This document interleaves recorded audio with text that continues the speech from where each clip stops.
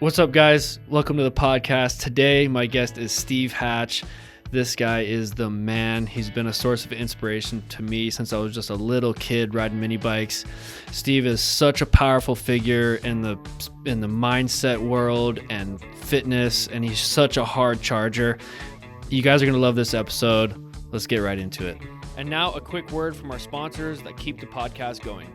Bulletproof Designs is a company that focuses on making the highest quality billet aluminum protective parts for off-road dirt bikes, made right here in the USA. I've been running Bulletproof Designs since 2012, and I've had great luck with all of their products. Their products come with a lifetime warranty, so if you break something, you know they got your back. Bulletproof Designs protective equipment is a must-have if you like to ride gnarly terrain. If you like to mess around and find out, you better put Bulletproof Designs on your bike. Head on over to bulletproofdesigns.com to order parts to keep you riding weekend after weekend. Climb needs no introduction, but here we go anyway. I've been riding Climb gear since 2008. They were one of my first sponsors. Climb works hard to provide the community with high quality, lightweight, and durable motorcycle gear. Their latest addition is the XC Pro line of gear. This is what I run. They have off-road and adventure gear along with a range of other lifestyle products. They support us, so go support them. Do you need a one-stop shop for everything you need to keep you on the trails? Slavens Racing is an online retailer that specializes in selling high-performance off-road products. Slavens is owned and operated by dirt bike enthusiasts, by riders, for the riders. The customer support team over at Slavens has a huge foundation of knowledge to help you dial in your bike and equipment. That means you get the best customer support when you call them with questions. Head on over to slavensracing.com to buy from the experts of off-road. Thanks for sticking with us through these ads. Let's get into the episode. Yeah, so, well... Got to get the calculator out now. Yeah. So it was 97. When you moved out to Arizona. Yep.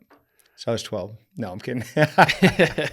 Well, I would never know because you look the exact same did when I first met you when I was 12 or whatever. Yeah, you're just a young gun and stoked them on dirt bikes and having fun and living the dream. I remember actually first time that I met you, Max, I think I came over to go riding with your dad. Yeah. I think your mom set it up and it was the coolest thing. And I remember coming into the kitchen. Yeah. And we were talking to your mom and dad and I, and then you walked in and you had this biggest grin and so excited. It was like the coolest thing. I was like, you know what?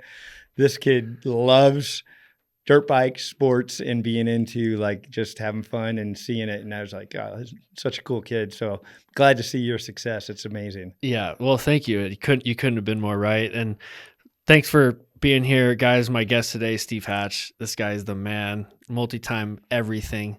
And he's been a major positive role model throughout my life and racing career. So Steve, thanks for being here. Thanks for having me on your podcast. Yeah. It's super cool to see you and get to be back here in Arizona and make this happen. So thank you. Yeah, 100%. I can't wait to chat with you and share with the world all your positivity and your mindset and your thoughts. We were just talking about the first time where I met you, and I was, how old? It was for my dad's 40th birthday. So my mom had you come out to the house, and you guys went for a ride, and Steve Hatch came to the house, and Steve Hatch comes walking in, and at the time I'm just a little dirt bike kid that loves dirt bikes and off road, and Steve Hatch comes walking in, it's like, what's happening? Your eyes were awesome. It was like the old FMF ad where they're just gigantic, like, oh my God, this is cool. This is like cool guy to have in the house, which I was, pumped. And then your dad and I had a great time and we've been lifelong friends ever since. And to watch you go through your career is just amazing. So super fun. Yeah. Well, it's funny because, I look back on it, and a huge source of inspiration for me throughout my whole career in my life was you and Destry Abbott. Wow. Both Arizona boys. Yeah. At the time, I only knew you for being an Arizona boy and just dirt bike racers making a living of it. And how did that all start for you? Like, what is your, we would have to go back a long ways to go from the start, but what inspired you to start riding dirt bikes and racing motorcycles in the first place? So my dad was into cars always, and we used to go to car shows quite often on the weekends, like a lot of little kids do. And I was 8 years old, and there's a mini bike there for sale for $35. So I was like, oh, cool. What little kid doesn't want to have a dirt bike? And then my mom and dad were both school teachers, so pretty sharp and know how to do the psychology of an 8-year-old. So like, oh, that's cool, Steve. If you want it, you have to do the dishes. I think it was like 7 weeks, $5 a week or something. And I was like, okay, done. And they're like, oh no. So they bought the dirt bike, threw it in the back of the car, the trunk open, tied it down with some like baling twine. My dad and mom know nothing about dirt bikes. My dad's amazing with cars, restored them for 40 years and has amazing cars and really good at that, but knew nothing about dirt bikes. So just started from there, did the dishes for all that time. They thought for sure I'd get over it or, be over it quick. And I just loved it. Rode around. We had like 14 acres when I was a kid up in upstate New York and just had a ball. The bike had, you'll like this, something broke on the throttle. So my dad and I jerry-rigged it to go the opposite way to go faster. Not a good idea. So then fast forward like 2 years. It didn't have brakes either. So I'd like literally wear out my sneakers from dragging my feet to a stop. And then I got a real bike, a Kawasaki, I think KX80. And the first time I went to go into the garage, you can imagine what happened when I went to let off the gas. Went full on through the wall. Literally, there's still a hole in my parents' wall at 10 years old. And I'm going, and to fast forward all this way and think that this little jackass kid that went through the wall is going to be anybody. It was pretty funny. So it was just like everybody, just a passion and just loving it. But it was a tester right out of the gate with that whole scenario. So, and then I didn't even race till probably, I think I was 12 years old was my first race. So a bunch of guys in New York were all doing it and having fun and brought me into the clan, if you will. And it took off from there. And we just had so much fun. And they were the right guys, especially at that age in 12, 14, 16, where you think you're halfway decent at stuff. And I was always into football, baseball, basketball, the other sports. And they made us tough. There's another friend of mine, Ethan Goodrich, who lives here in Arizona, still great friends. And they just beat the bejesus out of us. They'd just hang out in mud holes and roost us. And we're on little 80s and they're on these big bikes and they're all the like best experts in New York and just made us tough, try to drown us in the pools, the whole deal. When we finally got bigger, meaner and stronger. And about the time we turned 16, 18, we're like, oh, look who's back and look who learned a lot of lessons. So it was great though, because it was a huge reality check of not parents telling you what to do, but the bigger guys that are, 5 or 10 years older at that age is a big deal because they're strong and we were little wimpy dudes. So they made us tough mentally and physically. And it was probably the best thing that could have happened to my career. Because having an amazing career, it's 90% perseverance. It's like you said, attitude's everything. It's the glass half empty or half full. It's your decision every single day on thousands of topics.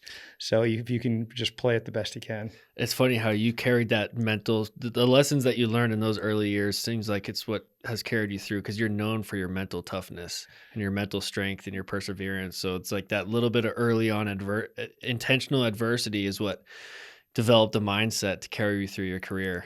Yeah. Well, thanks. I've worked hard at it some, but you either, it's part of it nowadays, obviously. And we do a lot with our different companies with Power of the Mind and stuff, as you know, but it's back then when you're a kid, you're so formable, right? And you either absorb it like a sponge or you don't. So you either attract it or repel it. So I think back then having that mindset and toughness and back then I wasn't very strong, all the things that you are as a kid. So that built it into me and instilled it. The never quit is what all champions have, right? So I think the mindset with that was like really empowering, encouraging. Not much fun going through it, of course. Like nobody likes getting their butt kicked, but it made me stand up in life with going and seeking the best and training with different ones. Like Destry Abbott's fantastic friend and still great guy and friends, but in Rodney Smith and a bunch of teammates that a lot of riders today don't see always doing that because of the mental toughness. They can't handle getting beat day in and day out. Right. But I was so used to as a kid, like everybody was better than my buddy and I. Yeah. There's 15 of us and we were ranked 14th and 15th. And after a bunch of years, we moved up the ranks and then they started going, man, we shouldn't have beat those guys up so much. They're coming back and they're pretty tough now. But that helped it. And it wasn't my mom and dad. They're unbelievable, great parents. But it's something different if it's guys you respect, a little bit For older, sure. and their dads. My best friend's dad, Ethan's dad, Barry, was super strong. I don't, mentally wise. He's like, he would tell us literally his great saying that I love. After a motocross or race or whatever we did, we'd be like, oh, well, that guy took me out in the first turn, or come up with some sort of excuse. He'd go, if it coulda, shoulda, woulda, had done it, and walk away. Meaning he didn't want to hear any excuse no matter what it was. So I remember then going, all right, you know what? Excuses are cheap, right? We all have them or try to come up with one. You just make it happen on the track. And he'd even get mad if we did like a one-hander off a jump at the finish, winning the moto or something. You keep your hands on there. It's not over till you go across the finish line. The race and so then you celebrate. It's pretty funny that, but that was a perfect one too, because he's almost like a inspirational guy, and he helped a lot of pro motocross guys and was a mechanic and this and that. So he was very wise. And that was easier somewhat in some ways than listening to it from your dad, because you're so tight, Oh, yeah. The same one that tells you to do your homework and make your bed and Right. take the trash out. It's like, man, that's not as much fun to learn from. But this guy was like, he would just say it the way it was too. He wasn't maybe not nice, but he wasn't as nice as my parents. He's just forward about it. He was just forward. And I wasn't quite used to that. So that makes Yeah. you get thick skin quickly. Nice little wake up call. Right. I remember you wrote me a letter. I wrote you a letter when I was a kid, and then you wrote me back. And part of the letter, you wrote like a bunch of your favorite inspirational quotes. And one of them was, you can either make excuses or make it happen, but you can't do both. Awesome. And it's so true. Awesome. That's my favorite one. So that's interesting. You pulled that out, and that's so cool. It's so easy to get caught in the trap of making an excuse too. Totally. Yep. And we can all do it on every day, right? For whatever it is. Yeah. Why you don't, whatever, put X in the space, why you don't live the way you should, or you have too much caffeine, or whatever you do. It can be, you're making excuses, right? And that's the real one. And I love that you just can't do both, because the champions don't. They find a way. And that's exactly that saying. I remember when I first read it, I was like, it doesn't get any more clear than that. Yeah. Because that's really where you're at. You're at the precipice of lean this way, because you're going, man, I'm getting my butt kicked and I got to make an excuse why this happened, or I'm making it happen. And I learned and I might have won, but I'm not going to make an excuse for one. So that's a huge one, to just keep motivating yourself going forward and being present minded. And then the second one is, you're going to sooner or later find a way. And most quit when the going gets tough, and I think that's the big one. You make excuses or you can make it happen, but you absolutely can't do both. Yeah, 100%. And you got to decide right there. It's so that's true. your whole career, your whole life, and not just racing, but we both know it.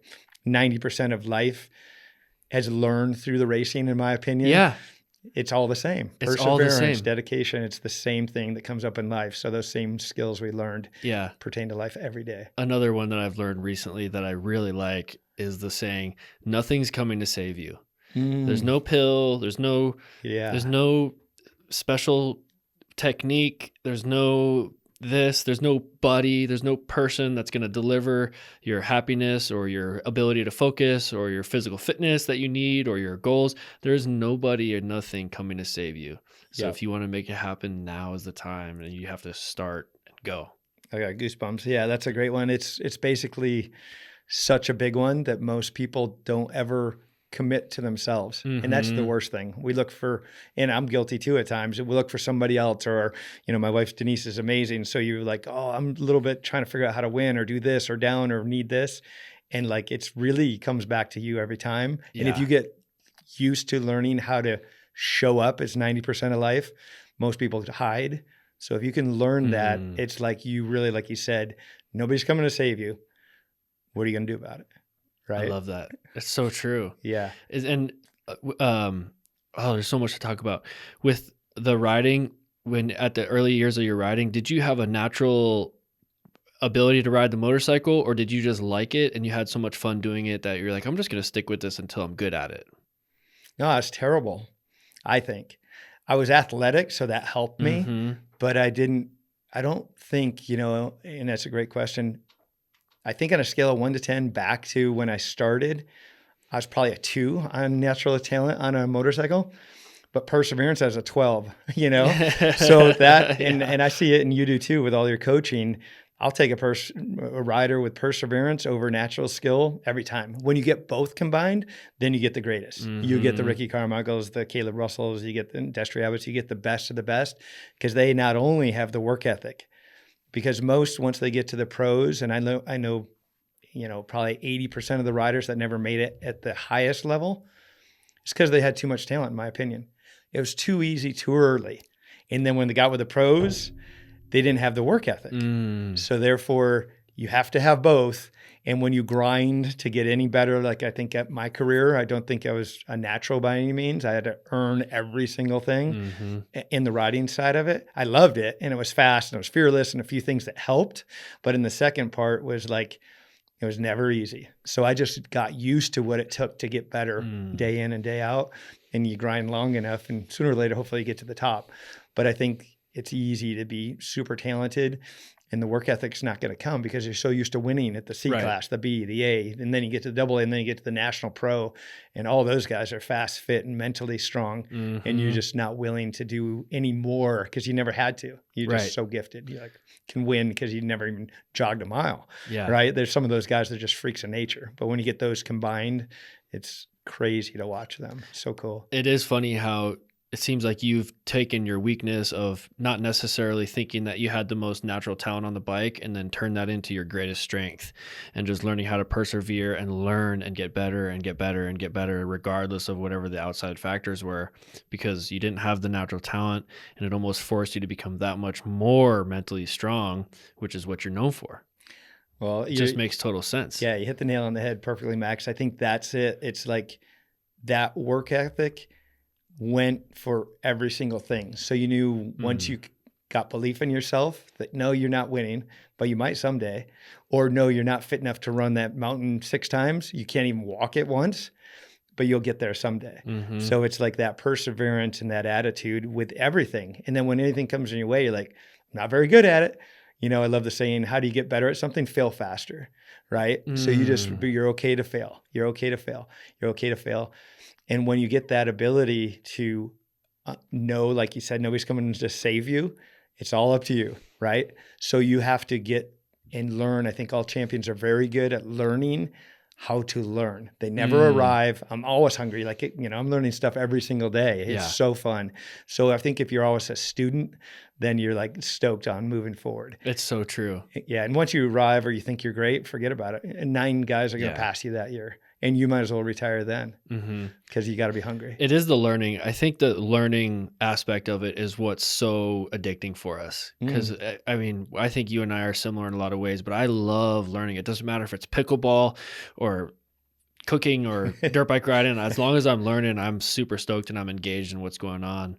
And dirt bikes are so much to learn. There's so many different types of riding that you can do and racing, and it's unlimited, really. Yeah. Well, I'm with you, and I think that's the funny, because my wife Denise, obviously, and she's amazing, but she will be laughing. She's like, "Are you really studying? Say we're gonna go, whatever, stand up kayaking or something?" And I'm like, "Yeah, I'm watching the videos. I want to be good at it, even though I never done it." Exactly. She's like, "Are you serious?" I'm like, "Well, yeah. You just have that way of learning." I am very serious. Exactly. I want to be decent at it, even though I don't know how to swing a club or a golf club or whatever it is. But you figure it out. So I think that is really neat. That if you're not inspired with that in life, you'll very quickly, even though you might go, you'll become plateaued. So that progression, and it's all about the journey, right? It's not the destination. When you're younger, you think it's only the destination. Right. Once I get this, I'll be this. And like, I don't know if you know the saying, the station, and it's basically the station of life. And it says, once I, graduate high school, I'll be happy. And once I get to college, I'll be happier. And once I get to this, and once I retire, and once I get this, then at the end of the whole basically saying, it says there is no station. It's all the journey. There's no ending. We're all waiting for that finish line. It's so true. So it's neat. Nothing's coming to save you, not even retirement. Right. And that's an easy one to get stuck in. Like, once I can retire and I have the time and the money to just do what I want, then things are going to smooth out and be easier for me. But it's not the truth. The truth is, you got to wake up. The sun comes up. You got to wake up the same way every day, and you got to make it a good day, no matter what. Totally. It's only your choice. Right.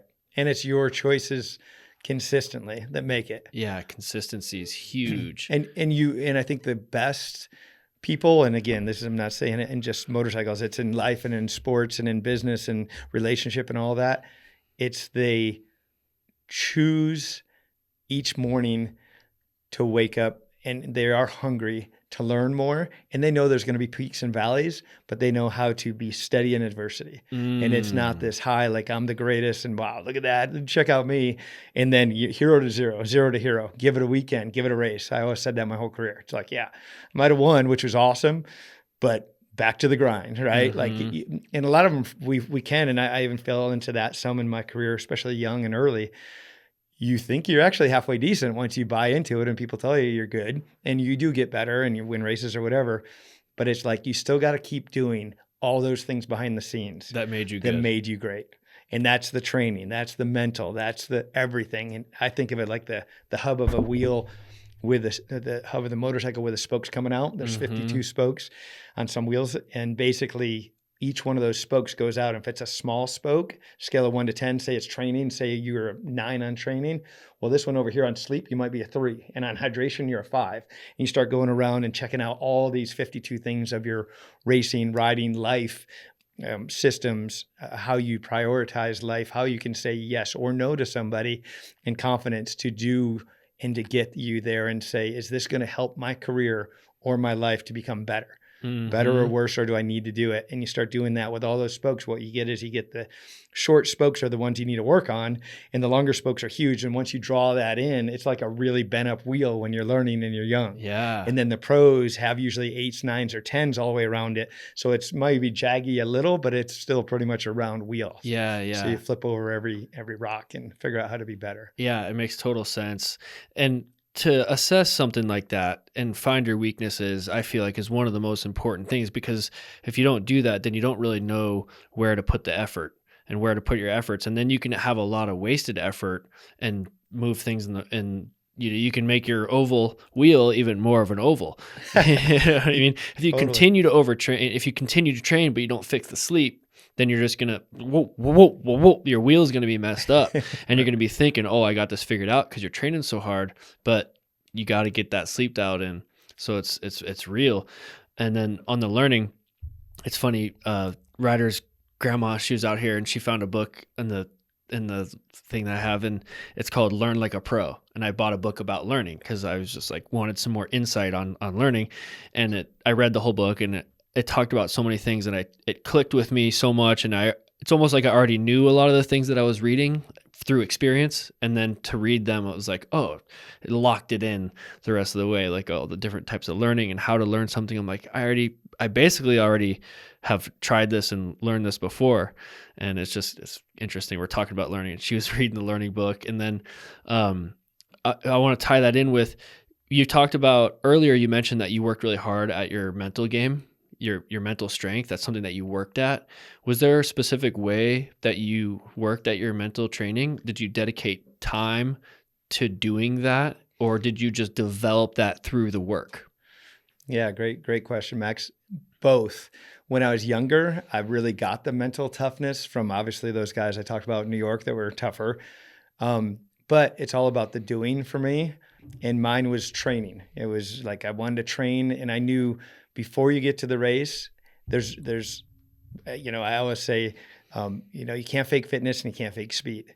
So I knew at the race had to be the speed, but the fitness, I wanted to be in better shape than any of the other guys, or at least as good as the top 2 or 3. And then I'm only racing those guys, right? So you got 20, 30 guys in the pro class, and you're like, I know who's fit and who isn't to last the time. So for me, it was all about the training. And then while I was training or running, hills and doing the hard workouts and everything else, that was instilling in me that mental confidence. Nobody else is this crazy getting up at 5. I would get up early on purpose just because I knew the other guys were sleeping in. I'd go run when it was even out here in Arizona, which I'd never been to before, but a stupid good story, but tells you how my mind worked. Came out here like a week early to Wickenburg for the Arizona National Enduro and ended up putting my wetsuit on. I was here a week early. My mechanic flew in maybe a couple of weeks or a couple of days before the race. So he wasn't here. I was by myself. I was out at the mile markers, not where the race was, but down one of the miles. I don't even remember. In my jet ski wetsuit running. It's like 100 degrees. And I ran like 6 miles up and down the mountains without my dirt bike. And I'm like, nobody's this dumb that's going to beat me. Right. So that was the mindset. If you're going to be stupid, you got to be tough. And if you're both, you're set. So I was like, you know what? Here we go. And I won. But that was part of I didn't know I was doing it back then, of course, but I was instilling through the doing. And that's where, I know it gets into the overtraining and different stuff, which we will go into, but it's also then when I got older, and Denise is unbelievable with the power of the mind and all she's done with mindset and knowing how the mind works and all this stuff. Then on purpose, just like going to the gym, how the mind works, what things you need to do. The visualizing I was always good at. And then when she came into the program and really taught me all of it, it became the visualizing, the doing, the understanding the mind, the understanding where your subconscious and conscious mind is, where your thoughts go. How do you pull a tear off when you make a mistake? How do you reset? All these things that come into play that happen to us during a race or, obviously, which is the same persona, if you will, of the same thing as life, right? Yeah, exactly. Peaks and valleys. So I think it's both. Interestingly enough, when I was younger too, the mind is, as we all know, is everything, right? I believe the AA or national pro level, it's 90% mental. Everybody's fast, everybody's fit. Sure, you can get better at both, but to bring your A game and know your recipe for success, it's through lots of trial and error. It's through the consistency.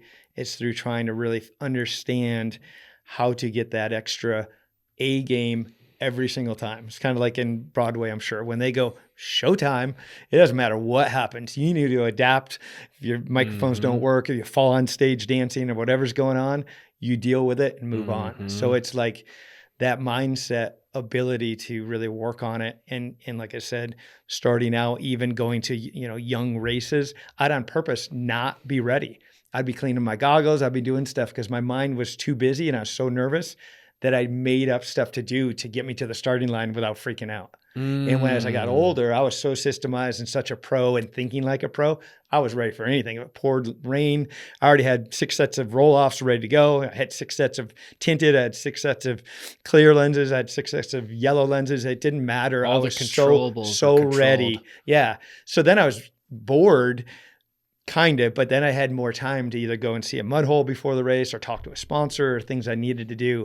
But they're two opposite things. You can keep your mind busy because you're scared shitless, or you can be ready and you're calm because of that. And so it kind of progresses for a lot of people that are getting into it. It's like, I didn't know I was doing it the other way to begin with until I learned kind of the right way, how the mind works. Yeah, so true. Because we all have, at least I do, like nightmares about trying to get to the starting line and I got a flat front tire or I'm filling up my water pack last second trying to get to the line. It's like the worst dream ever.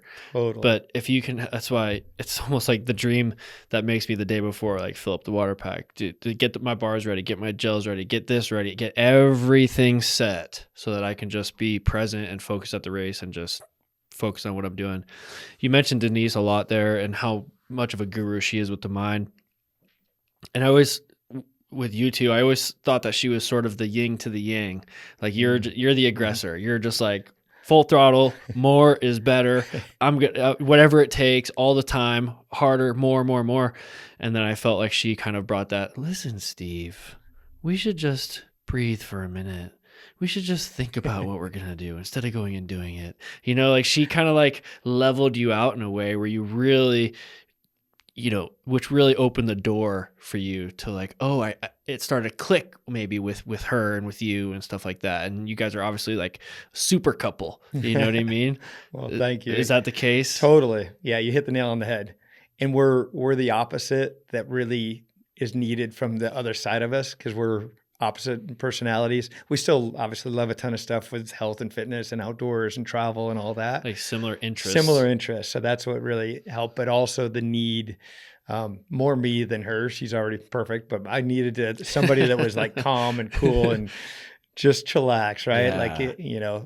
Like, like a lot of racers, if it doesn't fit, you get a bigger hammer, right? Like it's just black and white. You just hit it harder. Right. And she's like, well, that's kind of dumb, And I remember this is a great story real quick. When we first started dating, she said, now tell me about your mind. When you get taken out in the first turn, you just rage and see red and you win by 5 minutes. And I'm like, yeah. She's like, well, that's dumb. I said, well, why is that dumb? Why don't we program you in so that you're ready in that space to rage and be at your top peak performance without having to get taken out by somebody or cartwheeling or something that snaps you into deeper focus and moving forward. And I'm like, we can do that? That would be amazing because I'm getting tired of getting taken out or Did you cartwheeling. say program? Right. What does that mean? Yeah. I'm in. Sign me up. How do I get into this? So that was huge. And that's really what she does. When you understand like anything, right, you become a guru of it. Like you mentioned, she understands how the brain works and we're all our humanness, right? And like you mentioned before, just to jump back, it was really like we all are human. So we're going to go and ride or train or do what we're great at. The best way to get better is work on your weaknesses, which is our humanness. We hate doing that. It's like, oh my God, I got to look down the deep, dark hole of this is pull out the rabbit. Like, this is what I'm really scared of. I was trying to ignore that. Exactly. And that's what we do, right? Yeah. We can't wait. We're like, oh yeah, well, I'm chucking that way back and never show a competitor. Exactly. And even with Denise, it was tough in a way because she's my wife. So it's almost too close to tell her sometimes some of my fears, especially even racing. Because, it's still who you are. So you're like, oh, man, I don't, hopefully she still likes me after telling her, I'm scared of the dark or whatever it is. Right? You're like, exactly. What a jackass. You're like, really? I think if she knows me better, but it obviously just made her much tighter, but it's still really susceptible. And I think that's the hardest thing. It's way better than it was. And, I'm old school and old dude. So it's just black or white, right? Like my dad used to, when we get, running back and doing stuff and cartwheel or tackle somebody and it hurt like hell, right? And he's like, that'll make you tough, and just move on. And it's the new way of thinking is more susceptible in a good way, that we're open to it and we understand it as just part of progression instead of the old way was just like you couldn't say how you really felt. More so protecting the ego. Totally. And not very open, not that you're not honest, but nobody talked about it. And you didn't want to even show anybody that side of you. Right. Where now I think it's very cool. You young guns are like gnarly. You have both. You're tougher than a box of nails, but you can also say, this is where the issue is. Yeah. And we're fine with it. Yeah, and I've gotten there, but I'm good old at that. It's hard to get good at that too. It is. And it's almost scarier too. Oh, way scarier. When you get a guy that's just like in a calm way, willing to admit his weaknesses, whether that's in a racing or life environment, that's almost like scary. Is, oh, you're willing to acknowledge this and improve on that. It's different.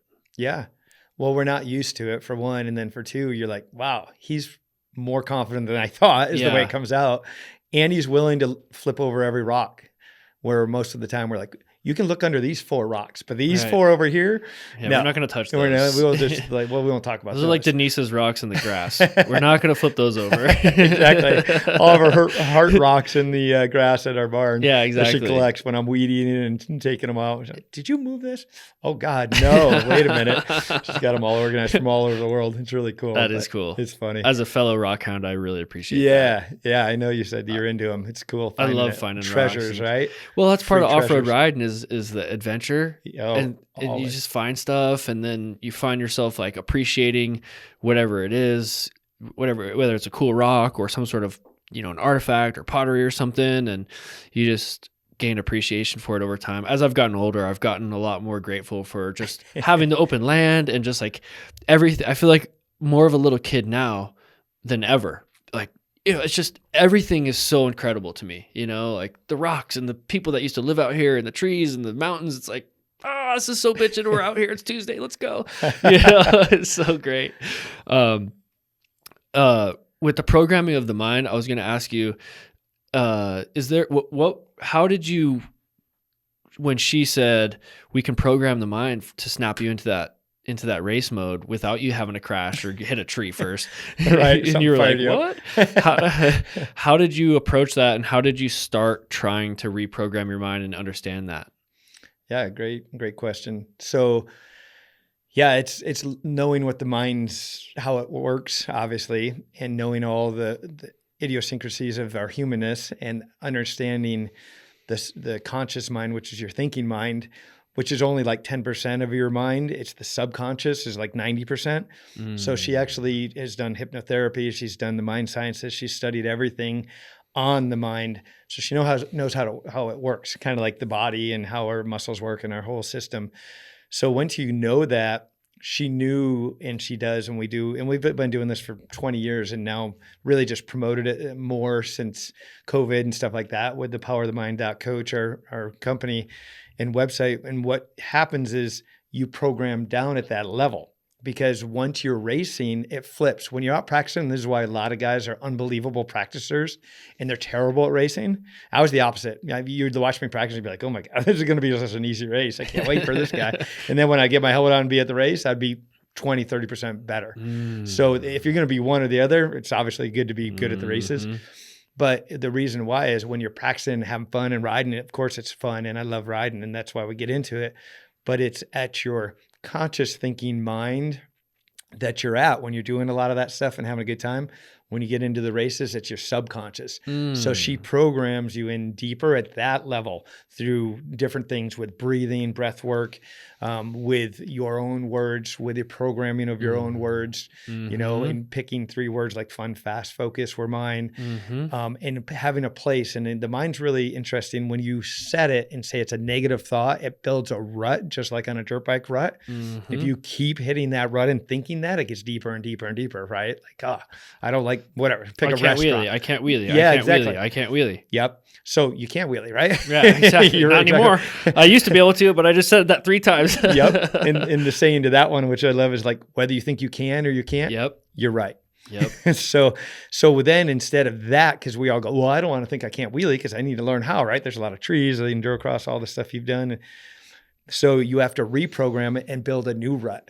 I can't wheelie yet, but you go, I can wheelie, and how is I'm going to systematically work at it. I'm going to work on popping the clutch. I'm going to work on the fundamentals. I'm going to work on not going over a log yet, but work on all these little steps, walking upstairs and reprogramming that rut to a different rut, and it changes your mindset.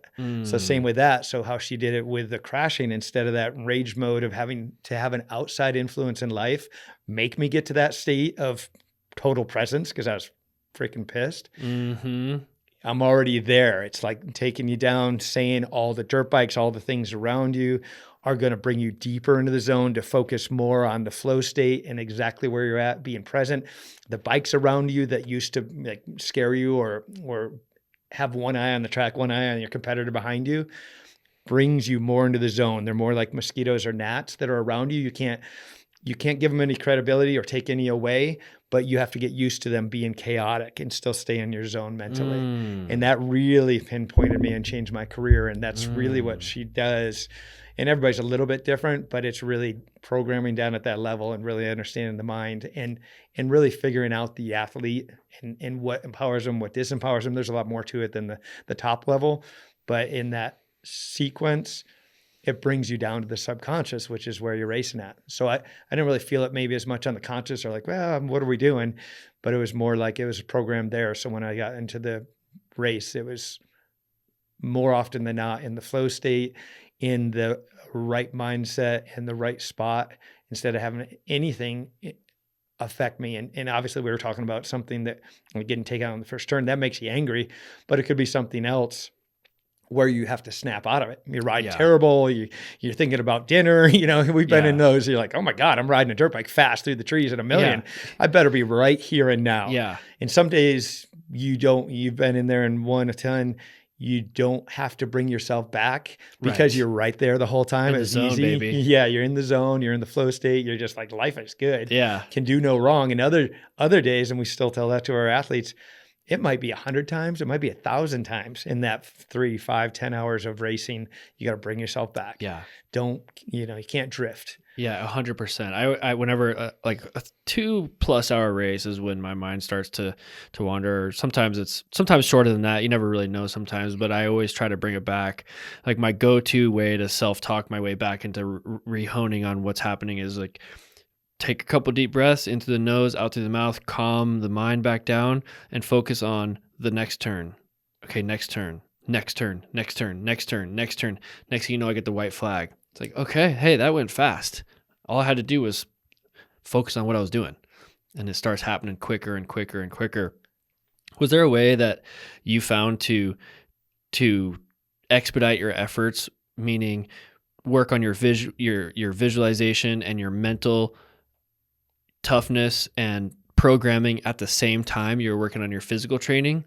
And also you were talking about how, there's bikes going on and how, you're like this and you're getting spooked at the beginning of the race and the guy comes on the loudspeaker and you're like almost saturated by the moment instead of just engaged and present and aware and mindful of the moment. And I feel like just being able to reach that mind state is such a valuable thing when you're just locked in and aware. That's why I place a really high value on overall awareness and mindfulness, because if you can be aware of how you're feeling and where your mind is at, then you can make corrections and sort of fix your mind a little bit.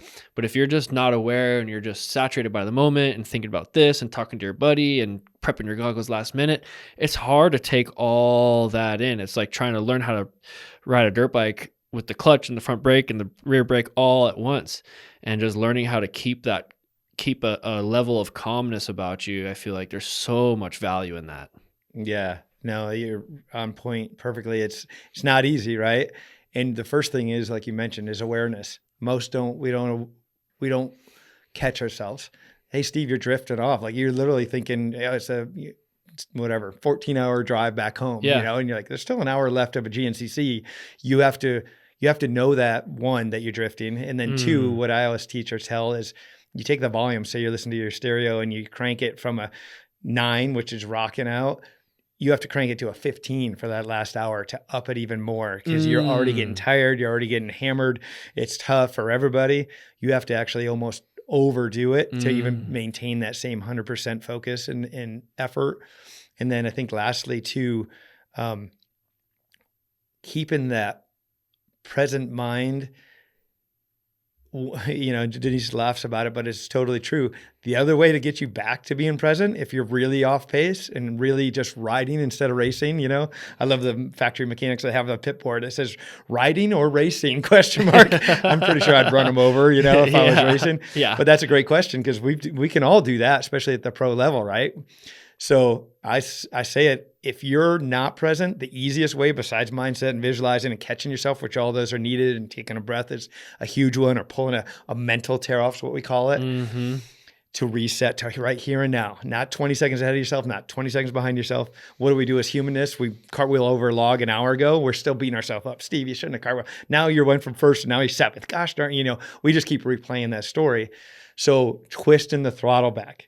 I always tell people, if you got time to think about dinner or anything else, you're not present-minded. You twist it back where you don't think you're making the next corner, you're going to be pretty present. So the faster you go, the more it forces you going, man, I might not even make this corner. Whoa, I might get through there. And it gets you back into that rage mode and that state of present, because you can't go that fast, or your fastest pace, almost not over your head, but pretty much almost over your head. You got to be present.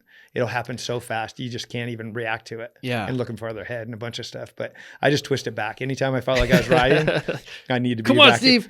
Go in the rage mode. And I was like, okay, I'm back. And I better be. I'm going to smack every tree. Yeah. Did you talk about rage mode and how that's when you're willing to pin it? Do you if there's a scale from 1 to 10 of like excitement, for me, I don't really like to come in at a 1. I need a little bit more engagement than that, a little more stimulation. But if I come in at a 10, I make a lot of early mistakes. I'm a little more flustered, a little more choo, choo, choo, choo. You know what I mean? And with my thoughts too. Girls, money. Wait, we're racing. What are we doing? I forgot. It's like too much. But so I think like a 6 or 7 or 5 is probably pretty good, depending on the race. The longer the race, probably the lower the number.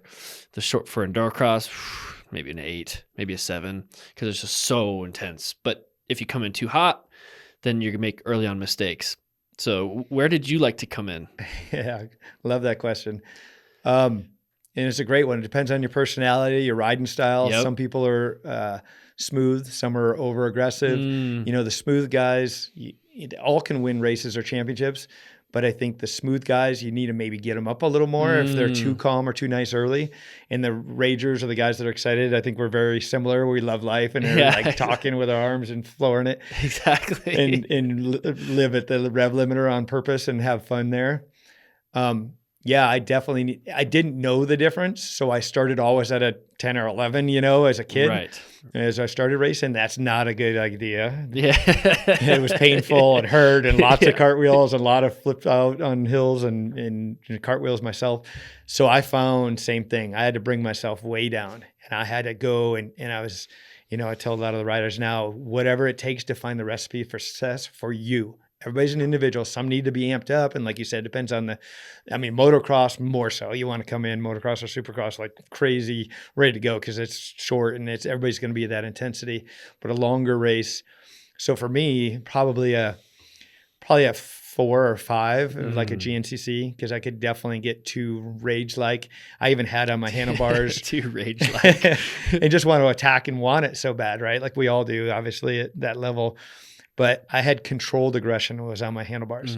So I could be aggressive because that was my style and my personality, even though it was probably too aggressive at times. But once I controlled it, I was amazing. And I learned that, believe it or not, on a stopwatch never lies, my 90% was actually faster than my 95 or 100%. I believe it. So because I wasn't going sideways, I wasn't skidding in every corner. I was just going forward instead of sideways.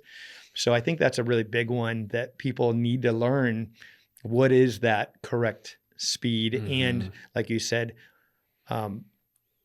adrenaline rush that you need. Do you need to be lowered at the start? Do you need to talk yourself up? Do you need to breathe? I'd sit in the semi or in a rental car and just be quiet for like 30 minutes before the race to bring myself down and just be a caged lion and just ready in that warrior mindset and knowing whatever happened, I was just going to keep fighting. Whether it was one crash or 20 or whether I got taken out or whether I got the whole shot and it was an easy race, you just know about and I say this too, it's like we all want to know in life, what's the best case and worst case scenario, right? If you define it somewhere in between there, then at least you know the best. And I say, best case scenario, you win the race. Worst case scenario, you die. That's not very fun and not good, but that's the truth. And if you're okay with either one, then it's like you show up. And like we said, showing up's a lot of it. So I think having that ability to understand the scenario. It's like us talking about, hey, let's go to the gym. I'm like, cool. I'm going to go with Max to see what he's doing at the gym.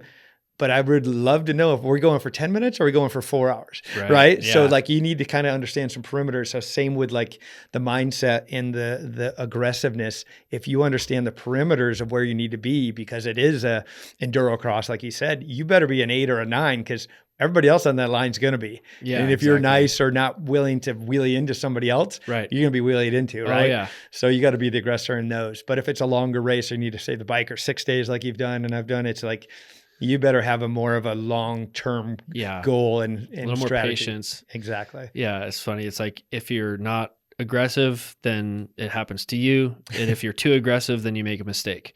It's like you have to find that right balance. And that's where that awareness comes in. Because if you could just be fully present and aware and understand timing and your peripherals and, the timing with passing and brake checking and cutting around, it's like there's so many little micro decisions going on at once. And if you're not fully engaged and at least elevated a little bit, that's going to be hard to process all that. And it's going to, if you're not at a high enough number, if you're not stoked enough, all this is going to be happening at you. It's going to be coming at you too much. And it's like you're throwing too many basketballs into the thing too fast and there's none back into the bottom of the thing. It's like, you're just, it's too much. I can't handle it. It's like, but if you can stay focused and it's just hard to get there. It's so hard to get there. And it's just a technique wise to get there. You said you sit in a car quiet by yourself for 30 minutes and take deep breaths. Mm-hmm. That's pretty crazy, Steve. That's, yeah, that's a little scary. Yeah, I think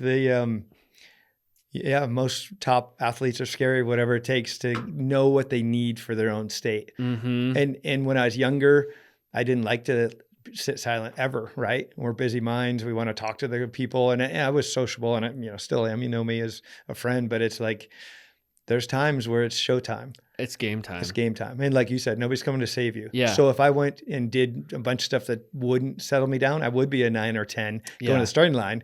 So shame on me for not being proactive and doing what I need to do to be at my best every single time the race started and went. So you got to be, as you know, and not unsociable. And it looks from the outside world that doesn't know what it takes to be the best at something. It looks very selfish. But you have to be okay with saying, hey, I'd love to talk more. And I'd love to go, at dinner.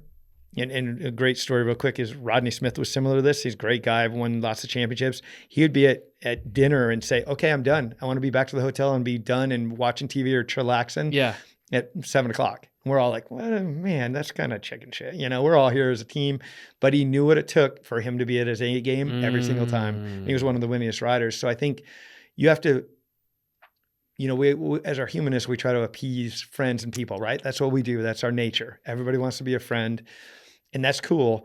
But what you find is the people that really care to see a Max Gersten win and be his best are going to respect it more. That Max goes, hey, Steve, I'd love to chillax with you more. I know you in town. It is fun seeing you. I got to go focus on this. I want to win this race tomorrow. I'd be like, right on, Max, high five, dude. Yep. Heck yeah.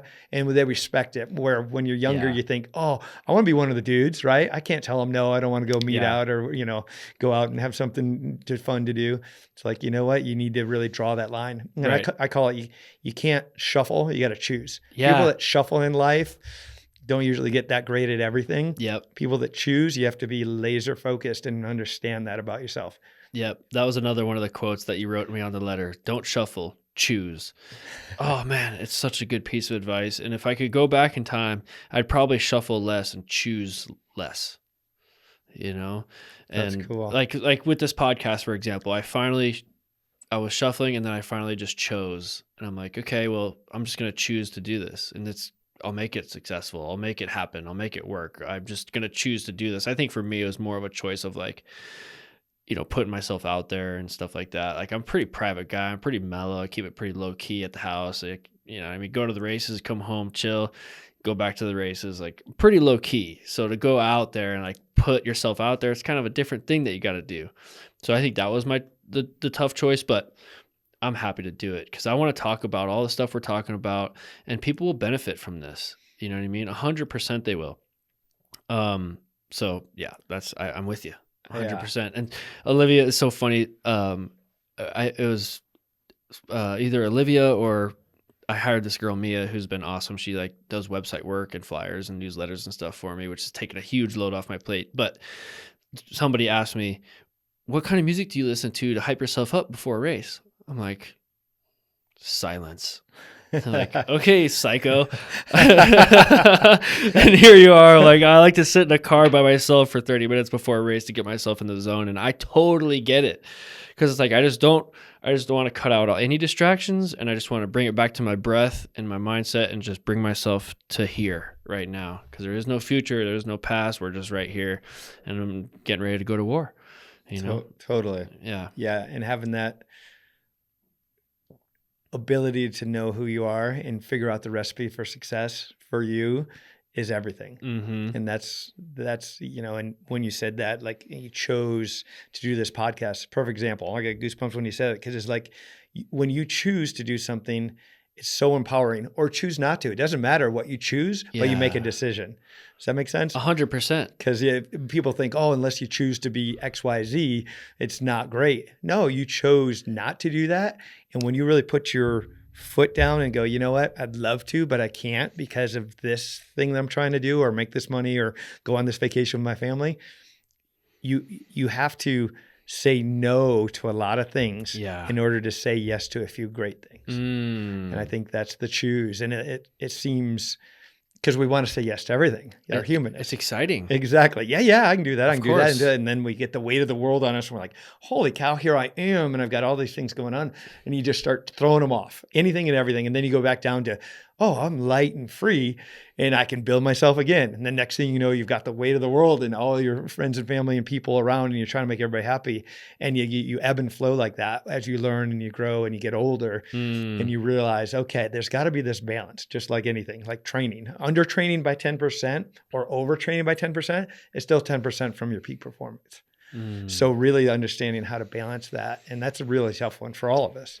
And it's for everything in life too, whatever the distractions are, whether it's social, people, this, that, or the other thing.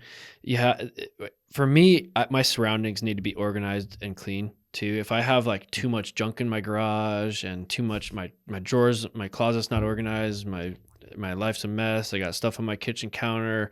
There's stuff everywhere. I got stuff piled up in the corner. Like, I can't work with that. Because my brain is not clear, my surroundings aren't dialed. It's like I have extra baggage. It's like a perfect reflection of what's going on in my mind.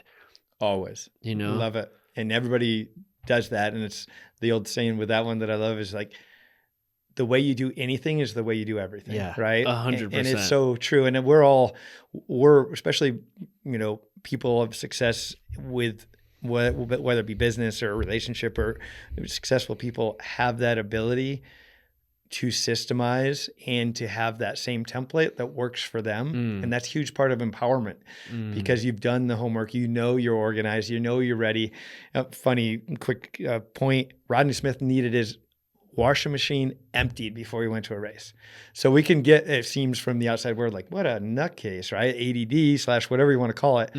But he knew that he was there, present. The house was clean. Everything was perfect. The race shop was beautiful. And he felt like $1 million. And he's going to go there and kick butt. And that's what he did. Yeah. Right. So it's so true. Like leaving your house clean before you go racing. I do that too. I vacuum my house. It's so weird to hear this because I do the same stuff. I like vacuum my house, fold my laundry. I just like coming back to a clean house too. Totally. Because then I can jump right back into my next thing. Yep. You know what I mean? Yep. One of my mentors that I mentioned, that all the New York gang, he kind of put me under his wing, and he was like 9-time New York State champion, Ray Davis. And he really helped me. But he's like, when I was younger and didn't know how to mechanic and leave the garage disarray and didn't know much, he's like, no. We're building the bikes. They're beautiful. We're cleaning the race shop. We're sweeping the race shop. It's going to look spotless, because who wants to do that at midnight when you come home, or 2 days later with a muddy bike and all of this stuff? You want to come back to it spotless. So same teaching, but there's so much to that you think if you do it the other way, which is how a lot of us learn, that's somehow easier, but is actually weighs more on your mind. Right. Because you feel cluttered and clustered. And just like you say, it's even your breath. When you have deep, ujjayi breath like Denise talks about, and calm, you have a calm mind. When you have short, erratic breaths, you have an erratic mind. So true. So the same with the systems, and same with having a clean house. It's like, everything's perfect. Exactly. And the erratic mind thing, it's the crazy thing about that one is it's a spiral, because if your breaths are short and your breaths are so short that it makes you lack the awareness to be able to even know that you need to make a deep breath, because you're like, my breaths are shallow, I'm stupid now, I don't even know what's going on. But if you could have the awareness to go, okay, I'm just going to take a couple minutes here. I'm going to take 10 deep breaths and I'm going to bring it back. And if you can do that, it just helps so much.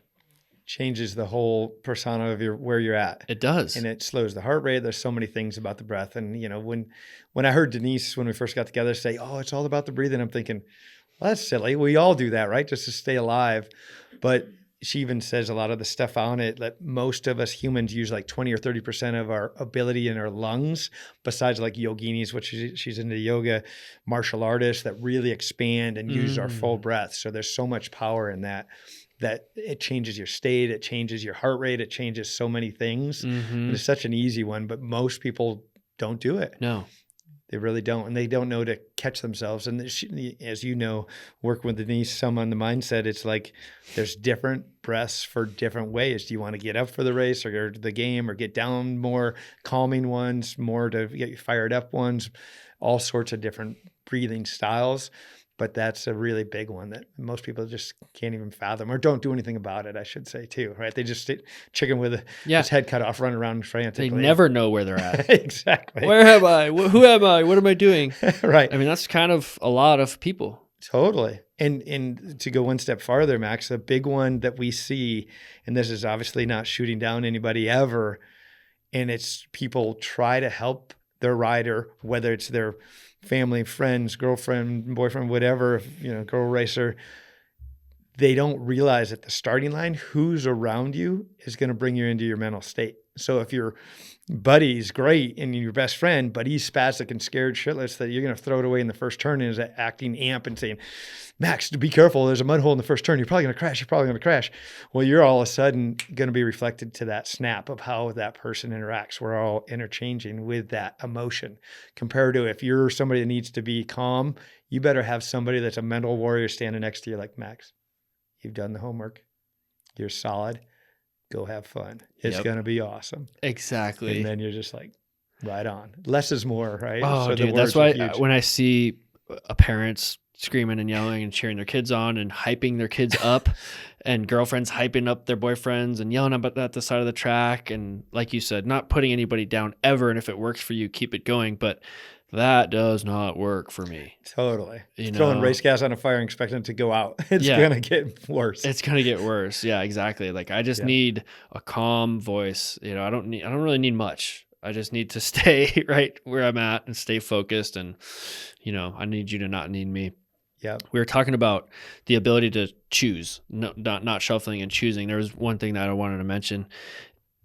There's a lot of outside factors with anything in life. There's always outside factors that are going to challenge you for whatever against whatever your goal is.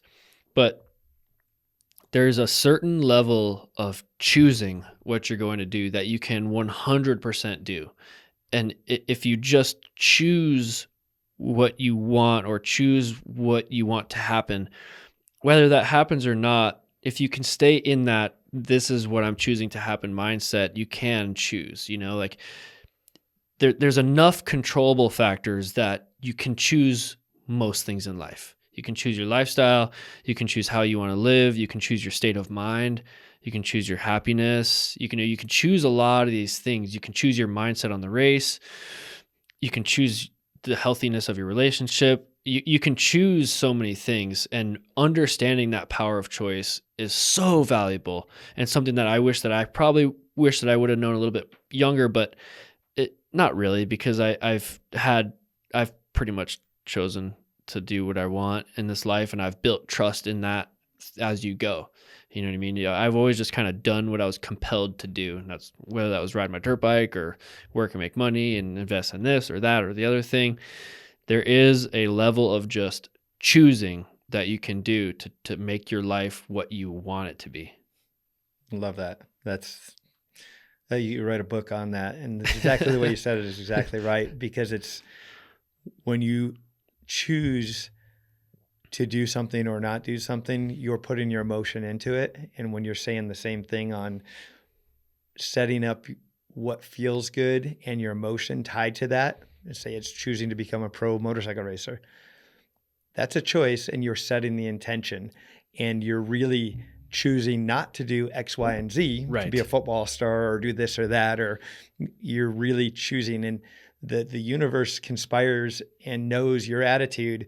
And if it's a negative one, yes, it won't show up, right? So it's a really simple thing, but most people miss that. Or they go, I want to be a pro, but subconsciously or behind there, they're like, I'm not very good at all compared to Max and, Destry and Taylor and all the rocket ships. So they're like sabotaging themselves without even knowing it. So I think that's the big one. When you really don't shuffle but choose, and then secondly, there's so many choices. And if you don't choose, your environment or the world around you does. And then you feel more like a victim, like, oh, why does this always happen to me? And all this, where you don't make a decision. So life has a harder way of saying, okay, well then this is coming at you. Exactly. And then you're like, oh, I can't believe this only happens to me, right. And go down the rabbit hole of the poor me and, the whole so deal. True. So choosing is fantastic. Along those lines of choosing, let's use you for an example. You're a person that has chosen an extraordinary life of racing motorcycles and being successful in that regard, and just being an outstanding human being in so many different ways. But people like that tend to be very obsessive and not, maybe not obsessive, but very involved and very engaged in what they're doing. And when you choose to do something that you love, like racing motorcycles, people always say when you do something that you love, you'll never work a day in your life. And I'm like, is that true? Because if you choose something that you love, you're going to work every single day of your life. So my question is how do you find the balance between this is what I chose and this is what I'm going to do and I'm going to work all the time and this is who I am, and now I need to, how do I maintain a healthy relationship? What about family time? Where's the balance here? Where's the balance there? I got to go on a date with my chick. How do you find the balance between regular Steve, whoever that is, during day-to-day stuff, and then the obsessed racer Steve? Yeah, not easy, right? That's the billion-dollar question. For me, personally, how it worked is you really don't know until you go past it, right? It's like a turn on a dirt bike. I think I hit it faster. I think I hit it faster. Man, I'm a hero. I got it. Boom. Up, 0 to 0. Here I go. I'm laying on my head. Yep. That's the limit, right? So I think you don't, and it's trial and error. And like I said before, you kind of start piling it on and I can do this and I can do everything at 100%. Well, it's not possible. You have to, not to get too crazy on the choose, but it's still a choice. So I think the way that I did it, as far as trying to navigate that balance, I was terrible at it. It's so right? hard. We're so compulsive. We're so reactive. Yeah, exactly. And I was telling Ryder, guest on the way down here, it was like when I was racing, I read a stat, and one of the authors wrote, I don't know if it was a book or something about it, but I remember reading it, and it said it asked like 400 of the Olympic athletes, if you could take a drug that would allow you to win the gold medal at the next Olympics in 4 years and win it, would you do it? The drawback is you're going to die a year after the gold medal of getting the gold medal. And I thought, wow, that's a great question. And like 90% of them said, yes, absolutely. And I remember reading that as a kid and racing and in my prime and going, absolutely. I would take the drug any day to be the number one and die the year after. Not as I got older or met Denise or got more out of myself, but it's pretty hard to beat one of those people that's going to be at that level. Well, and to give it all. Yeah, they're going to do whatever it takes, right?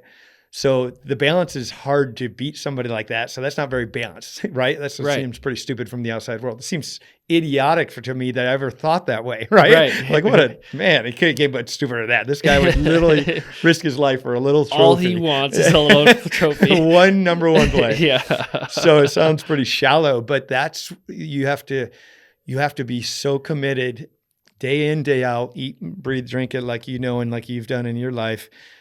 But that's also the passion where people see you and go, oh, Max Gerson, he's got that twinkle in his eye, or the champions. Right. It's like whatever it takes to be your best and to do your best. And then you really, by overdoing it, just like the over or under training, you realize, okay, now I'm going the other way too far. So you have to start to systemize. You have to balance. You have to put, a third of your time into recovery, a third of your time into training, a third of your time into something besides dirt bikes and having fun, and break that apart, family time and this, because once one of them slacks or goes down, it affects the whole game plan of who you are. We've done it ourselves. When something's emotionally tough, which we all go through those in life, you're not present. You can't even barely ride. I've had races that I had to race that were so hard because of best friends getting paralyzed or different things. And I had to show up the next day because that was my job. And that's so hard to find that balance and to pull a tear off and go, okay, this is a whole other level of commitment, because all you want to do is be with them or be with their family or whatever it is. And it's like, Barnum and Bailey, the show must go on. So I think finding that balance in that journey is one of the toughest things. But once you do, you can move mountains, and it's inspiring. And then everything starts to click, and it's not, round post in a square hole with a bigger hammer, right? All of a sudden it's the right size post in there and it just slides in easily. It's like you want something so bad, it becomes hard to attack or grasp because it eludes you. Yeah. And it's funny because being out of balance, it can send you further in that direction. If you're out of balance and things aren't going the way that you want them to be going, it's so easy to go, I can solve this little problem. Let's just train harder. Right. Exactly. Let's go from 6 days a week to 8 days a week. Right. Let's start training more. I'm just going to run more. I'm going to outwork every single person here, and I'm just going to work harder. And then next thing you know, you're like further out of balance. You bury yourself that much further. You're getting that much less sleep. You're not working on the things that are putting you there in the first place, which is your mental state and your awareness and all of these other things. So it's catching yourself early. You know what I mean? When it's like when people talk about the balance, and I'm a big advocate for the balance, for working actively to find the balance. You only know, like you said, you only know you're out of balance when you hit the rudders. Right. It's like bowling. I always think of it like bowling, where you put the kids things up. Those. Yeah, right. A lot easier. The only way that you know when you're not down the middle is when that thing bounces off the side. Yeah. So bounce it off the side every once in a while, but catch yourself. Mm-hmm. You know what I mean? And if your relationship's starting to slack, go on a couple of dates. You probably need the mental recovery and the physical relaxation anyway, because you've probably been just training instead, right? You know what I mean? So it's like, being aware of it is like the number one thing. And it's so hard, as you said, Max. It's like when it's you, and when I was the athlete, it's like your hands in front of you. You're looking over, going, and you're going, Steve, right here's your 5 worst things. Yeah. Right? Like if you didn't ride as aggressively, tone it down, you're going to be better. And all I hear is wah, wah, wah, wah, like Charlie Brown, right? Yeah. Because I'm like, no, it's over here. So for guys that we're coaching and working on, it's so easy because they're down here and we're up 30,000 feet looking down and going, man, I know it's these 3 things, and working on their weaknesses. But when it's you, it's so hard. You just chase your tail. And I made that mistake so many times in my career until you have somebody you trust that's been there, done that. And I'm a huge advocate, like we said, on learning and all that. I'm like, in my opinion, I can be decent at stuff, but when I was racing and had to choose, instead of spending a day painting the room, I'd hire somebody to paint the room because I'm getting paid to race this dirt bike and be better than the next guy. So anything that I tried to do for the most part was really trying to get it so I could seek better people. And, I have a mental coach, obviously with Denise. I have a physical coach. I have a nutritionist. I do figure out what type of foods my body could digest compared to not digest, because up to 50% of your body work is doing digestion. So figuring all these things out, having a riding coach, having a strength coach, having cardio, all these things in business too is the same way. I attack it the same way. Why wouldn't you hire a business coach? They've been there. They've done that. That's what I say in your similar. Been there, wrecked that, did it wrong, and figured out ways to do it right. Yeah. Those are the best coaches, right? Because they've already crashed the airplane 10 times, and they can see when you're like nosediving from a distance. Exactly. Like, hey, there might be a good chance you're going to hit the ground. We need to change that before you hit the ground with the endo of your airplane. Yeah, it's so true. It's so true. Like the wheels, like you said, the pie. You can't have your pie out of balance. Have you ever read the book Psycho-Cybernetics? Denise has. I have not. Okay. I've heard of it a lot. It was another one of those books that I read or listened to, I should say. And as they're going through this stuff, I'm like, oh, Steve would love this. Denise would love this. I mean, this is speaking the language that we're talking about of being able to program yourself. And it's a little bit off subject, but I wanted to mention it before we talked about something else. And it talks about how you can program your brain to internalize whatever the goal is, that whatever thing that you want. Whatever thing you're after, how you can program your brain and internalize that through visualization and breath work. And then it comes to you basically. It's like the North Star, and everything else, you just kind of bounce off the walls to get there, and the path sort of shows up along the way. And one of the examples in there, and I thought that you'd appreciate this, was they took 3 groups of people. I don't know how many people was in each group, and one group was they took them all golfing, and they were all inexperienced golfers. None of them had golfed before. So the first group, they all hit balls, and then the first group wasn't allowed any training at all. The second group was allowed as much physical training as they wanted. They could hit the ball as many times as they wanted between then and 3 weeks or a month later. They got to do another test. And then the third group wasn't allowed to touch a golf club, but they could just think about it. And they ran them through visualization exercises of what it feels like to bring the club back and come through and just hit that ball perfectly, ping, And then they did all these visualization exercises, and the group that didn't do anything at all didn't improve at all, and the group that hit the ball a bunch improved 30%, and the people that didn't hit the ball at all but only did visualization exercises improved 25%. Wow. So That makes total sense. And that's everything. I mean, visualization is so powerful. And as you know, there's other books like that have that same idea and statistics in it, the same muscles fire in your body, everything. And that was one of my big tricks, and still is with the riders. When you're injured, be visualizing riding every day and of your perfect way, not visualizing dabbing, not visualizing elbows down. Like you picture your favorite rider that's the perfect form and flow. Perfect. Exactly. And then you come back and you're sharper. I remember national hair scrambles, and I'd broke my collarbone, didn't ride the bike for 4 weeks. And I thought, man, I'm going to get smoked, because I've been off the bike. All I did was visualize every day. Went there, I think the best I'd been even before that was like 4th or 5th in a national. That one I won by like 5 minutes, because when I visualized, I was visualizing the Steve Hatch that was perfect and never made mistakes. And I rode so good. So to your point, there's so much about the visualization, the power of the mind, and really understanding how strong that is. And then you'd mentioned before, how do you tie that into training? Yeah. Well, there's times that you're programmable, and one of them is in a heightened state or during exercise. So a heightened state could be on the starting line. So if I'm up there with you, Max, going, Max, you got this. Like I mentioned, you're going to do great. Keep breathing. Just let the race come to you. That's a calm state that you might need if I know you. If you were somebody that was sleepy off the start and like slow and needed to be hyped up, like, come on, let's get this. You fire you up more. Let's go. Different one. Let's go. Exactly. Come on. See you down there. I'll be in the first turn, and cheering them on like crazy. Right. So there's 2 different modes, but in the other times, just before sleep or just before you're awoke, and during exercise. So that's the other thing we have them do when you're programming that and you're training or running those hills. All I kept thinking of was being at the top and winning and, dancing around like Rocky at the top of the steps. Right. And you keep playing that. And that was even before I was very good, but I was playing that and I didn't realize what I was doing, but it's so empowering and powerful. It's the visualization. It's all these times that the brain absorbs it, and directly, and not to the conscious thinking mind, but subconsciously, the deeper mind. That's what comes out on game day or race day.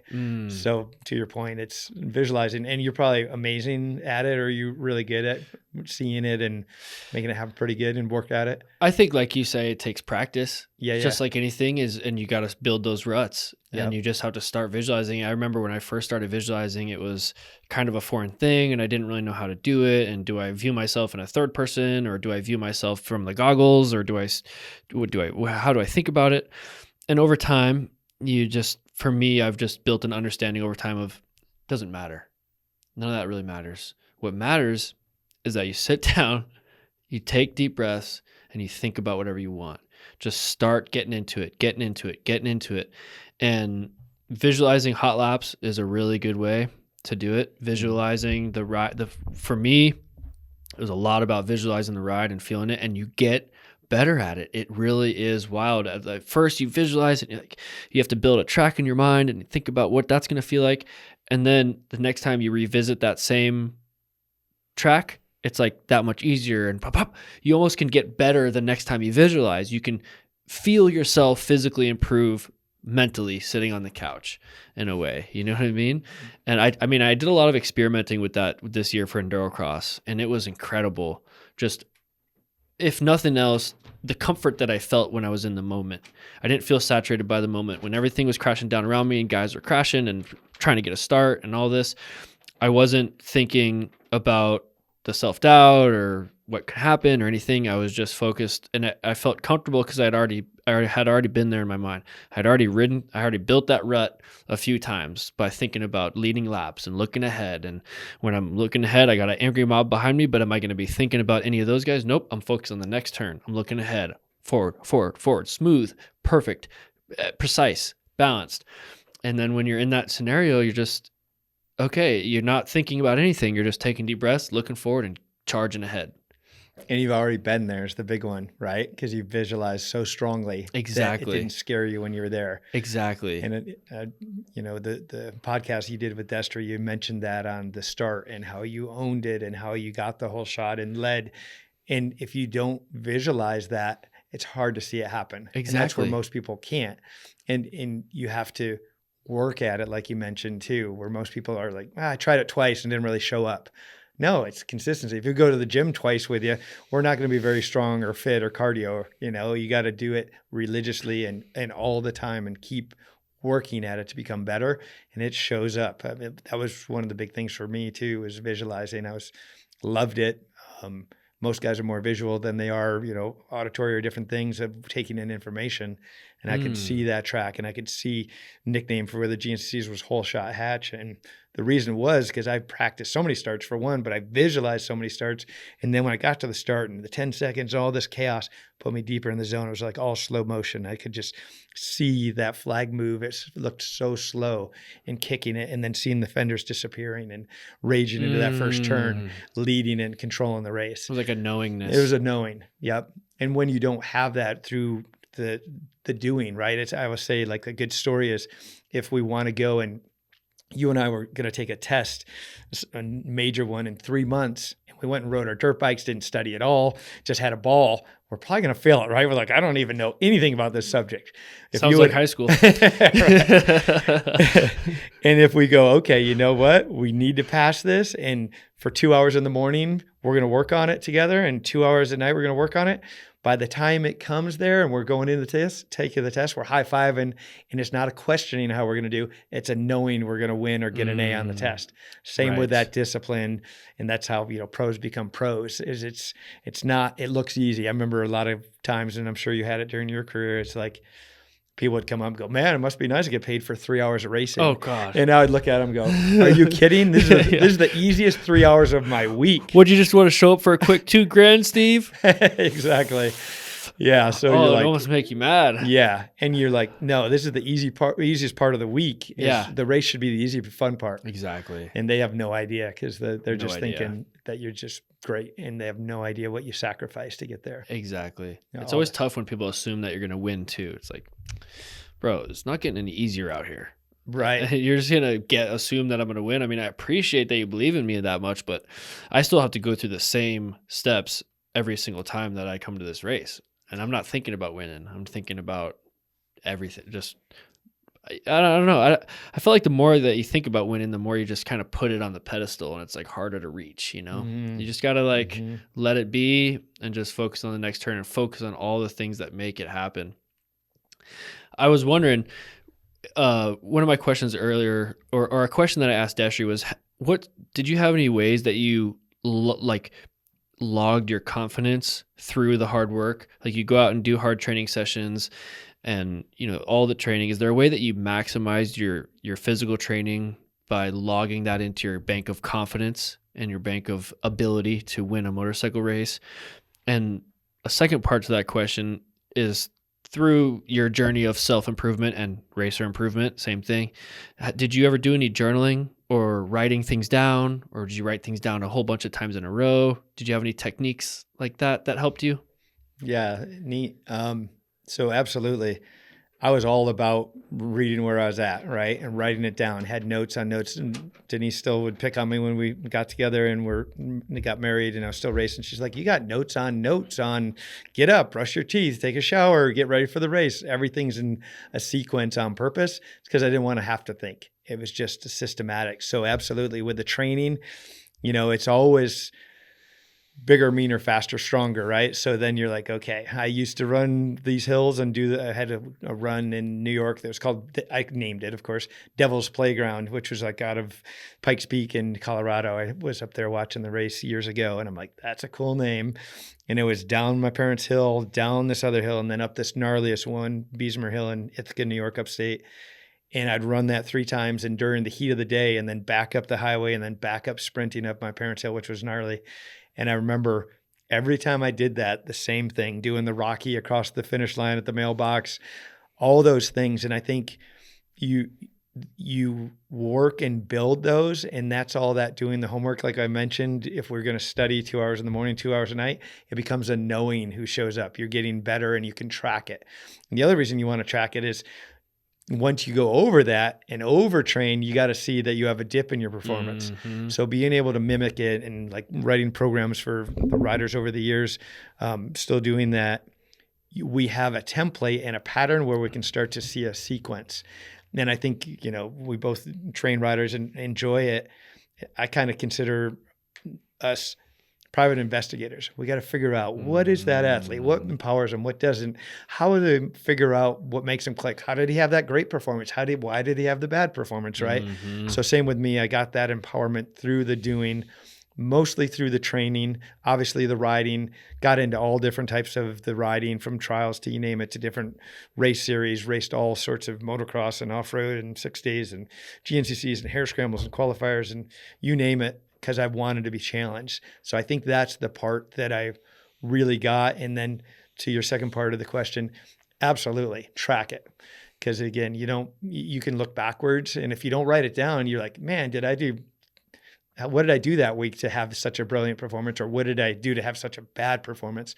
So I was all about tracking, still am. I've got lists on lists to make sure that I'm with my goals. I've got a daily goal. I've got columns, Steve Hatch Racing. I've got personal. I've got training. I've got it all systemized and, in our little kind of box every day of what I want to achieve. And then I also have like the top 3 that I have to get done. And then after that, those 4 or 5 or a couple that are fun if I get to them. So like because humanness kind of goes to the most fun one, right? Of course. Yeah. We're going to go, well, yeah, I'm going to knock that one off because that was really easy. Exactly. Ride dirt bikes with Steve? Yeah, that's a priority now. Top of the list. Top of the list. What list? Yeah, Crumple it up, throw it in the trash. I'll try it tomorrow, right? Yeah. So I think that's the other big thing, is that you learn the template and the recipe for success. And then you learn how to duplicate it. And then that also morphs and changes as you get older, because you're not willing to die to win a silly championship, right?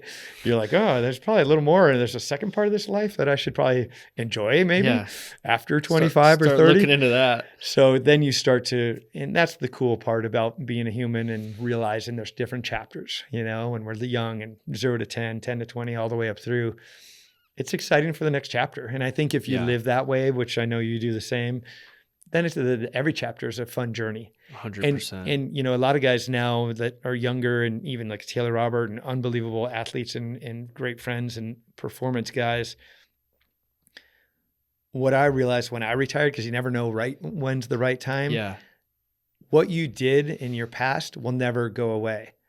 It's not who you are today, but it helped define who you were yesterday, and none of those will ever change.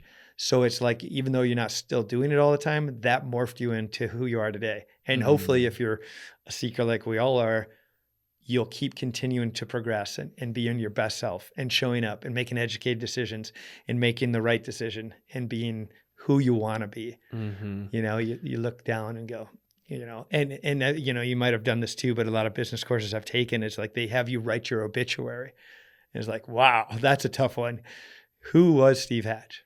Wow, holy cow, you get the pen and paper out, you think it's going to be easy. And like, man, this is a pretty good question. What do you want to be known for? And you got to go, man, he showed up, or he's positive, or he helped people, or he's motivating, or he always, when he said he was going to do something, he covered his word, and he was 100% there when he said he was, or said he wasn't there because he made a decision. All of these things that really come up, but it's a really good one for all your listeners. That is a good one. Try to write your obituary of who you are, because you'll look back and really, it helps understand if you're on path and on point right to where you want to be. And it helps with those choices. Like we were talking about with the choosing. Who's Max? Who is Steve? Oh, who was Max? Oh, well, Max was somebody who do I want to be now right now then? You know what I mean? And then you start choosing, well, okay, well, I want to return the favor to the world because I've had a good life somehow. Okay, well, how am I going to do that? What channel can I do that through? Motorcycles. Answer to everything. And then it makes you take a step back and kind of create those North Stars so you could just continue working towards those. But if you never do that, you could just go through your life and never really define your values and decide who you want to be and decide what characteristics you want to embody. It's so important. It's so important. Just being, how many people do you ever ask?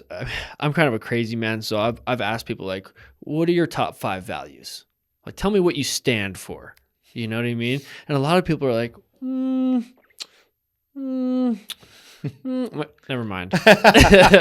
You're not. I don't care about your top 5. Yeah. They're not going to be very good. You can't even think of one. Exactly. Yeah. No, So, I love that. Under that heading, what are your top 5 values? Yeah, that's a great one. Well, to get back for 1 second, Yep. I used to ask all the best professional racers, business people, still do, what are your top 3? Why are you so good at what you do? Or why? Who are you? Similar to this. Yeah.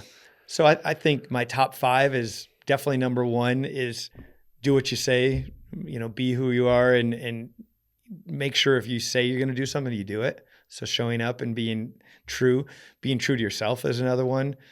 Authenticity,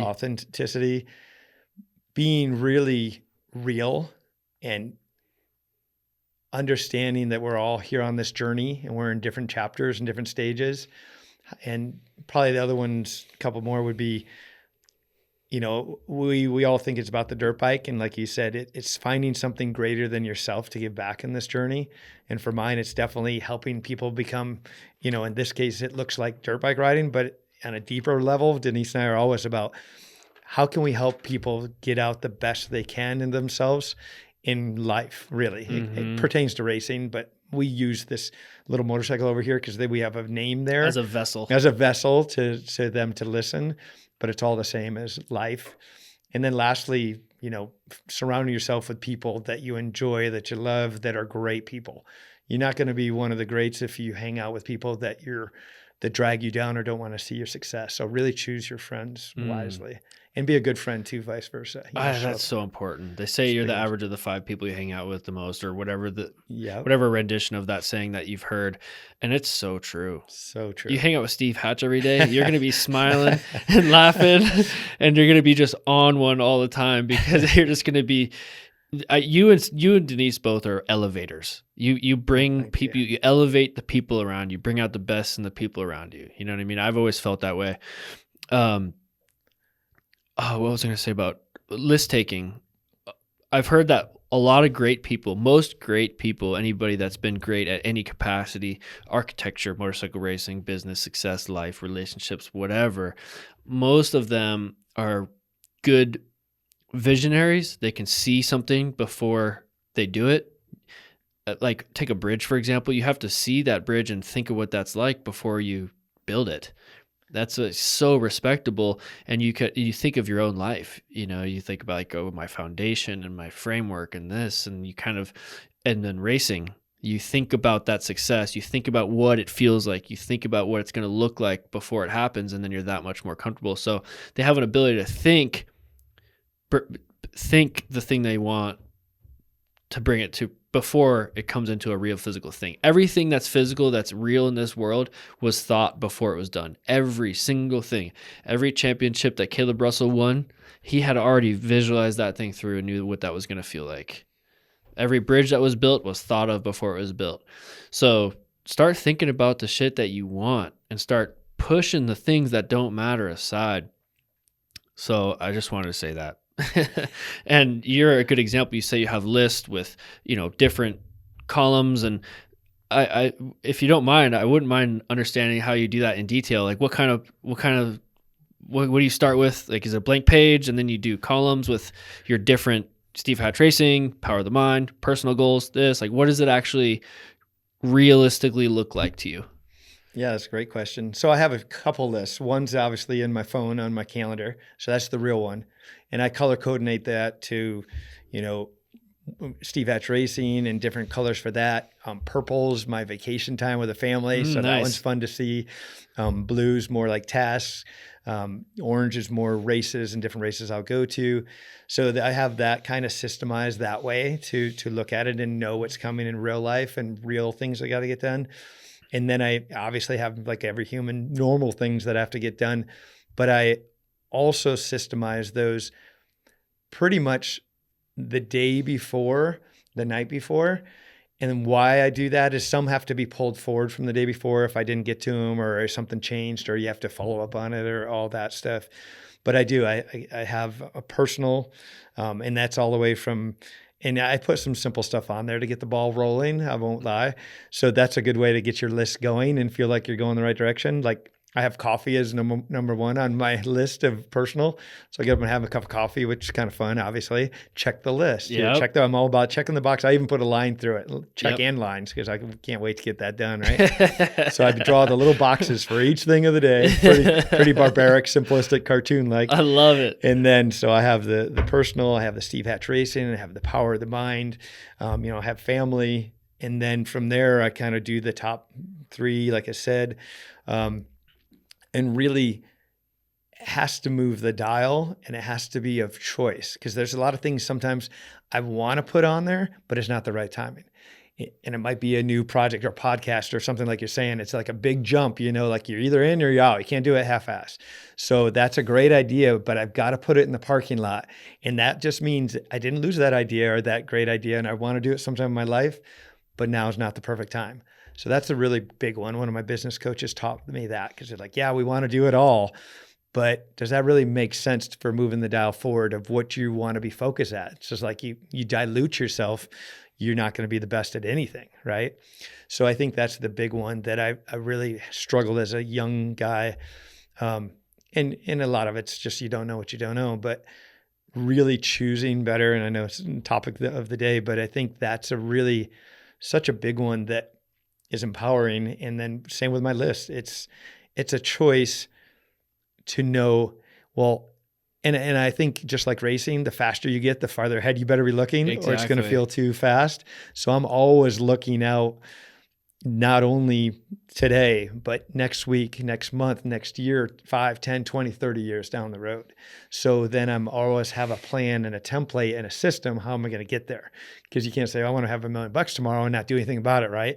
It's like, okay, if you want to have $1 million, you might need to invest a little bit or earn some money to start it and get the ball rolling. And, how do you eat an elephant? One day at a time, one bite at a time. So it's like really having that progression of looking at the day, the system, the task, and then setting yourself up for success or failure is pretty easy, right? So if I have 90 things on my list for Steve Hatch Racing, it's probably not realistic. I'm going to be so bummed that I only got 7 of them done. And then I always feel like I'm under my pile instead of being on top of my pile and having the confidence. So I think the realistic, and I know, and most people aren't very realistic. I'm definitely not. I had to learn how to be more realistic, right? I'm not. Exactly. It's like, oh, this should take 20 minutes and it takes 4 hours. Yes. You're like, really, Steve? Yeah. You wrote this in as 20 minutes. Yeah. And I even time myself, and I have all sorts of ways, which you probably do similar Try stuff. to motivate yourself. Exactly. All right, I got 15 minutes, go. And the stopwatch goes just like racing. So my wife and daughter always laugh. They're like, Dad, all I hear is your stopwatch alarm going off in your office. And I'm like, heck yeah. Woo, I beat it by 10 seconds. Man, that one I had to reset like 7 times because I just had writer's block and couldn't write this or that program. Yep. So anyway, I think that's another really big one, because if you can learn how to empower yourself also on the journey, especially like systems and all that, it's not easy, because we have to make it. So when you get those done, and that's why those top 3 are such a big one, that when I learned that, you got to push those to the front. And they're usually the toughest ones. Yeah. Right? Exactly. The heaviest lifts. Yeah. And another cheater way, in my opinion, for myself personally, that I used is, even say I was going to negotiate with a sponsor, I would go out and train and push and, get all the piss and vinegar out of myself and feel like $1 million, and then take a shower and shave and put on a nice shirt and feel gnarly and ready. When I got on that phone, I was ready to say, feel like I'm worth $1 million, and really stand into your power, compared to like, oversleeping and doing nothing and then getting on the phone and feeling like you're not worth a nickel anyway. So there's little stuff that you learn, the recipe for success of yourself. So I do that daily. And I also, the other big one, just like racing, like you said, on visualizing, I always visualize those top 3 things getting done on all my lists. And 99% of the time they do. Wow. And the other ones that are kind of fluffy, or I can do whenever, or put in the parking lot, or sometimes quite often I'll also systemize a B and C or D list. That's like ASAP, within 1 to 3 days, within a week, within a month, sometime, if ever. So because you get so much scattered on there, and it's kind of brainstorming and really setting everything out there to kind of regroup and get back on point. Because if not, it's too overwhelming when you have so much going on like we all do. Yeah. We're all fast paced. It's so fast paced. And that's so much good advice there with how to organize your list and how to think about it. And I like what you said about taking the steps to empower yourself, to put yourself in the best position to do the best thing at the next time, setting yourself up for success for whatever's coming up next, waking up early. And it is amazing the difference it can make. If you wake up early, get going before the sun comes up. Now the sun comes up. Oh, that's the first thing that gets me going. If you watch the sun come up, it's gonna be a good day.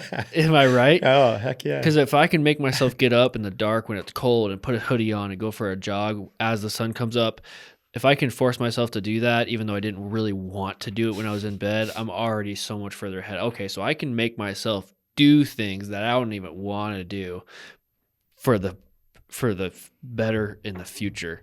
Discipline. That's such an important value that needs to be practiced and implemented. And it's just, I feel like it's so important. And for me, doing the list taking, I'm not quite as advanced as you, but I do my stuff in a similar way, and I'm probably going to take some inspiration from how you do it. But so how do you do it? I want to be the interviewer for a second. Okay, yeah. I'll tell you. Well, first, I think that in terms of journaling with training, with my physical training, I think is big. I think that doing the journaling in the first place is what runs me through the thought process of what is working and what's not, and then writing it down kind of cements it in my head. So I almost don't even end up going back to my stuff a lot of times because I already have developed a feeling of where I'm at already. So the act of writing it down is, I read a quote one time that said, "To write is to think." And it's so true. How do you feel?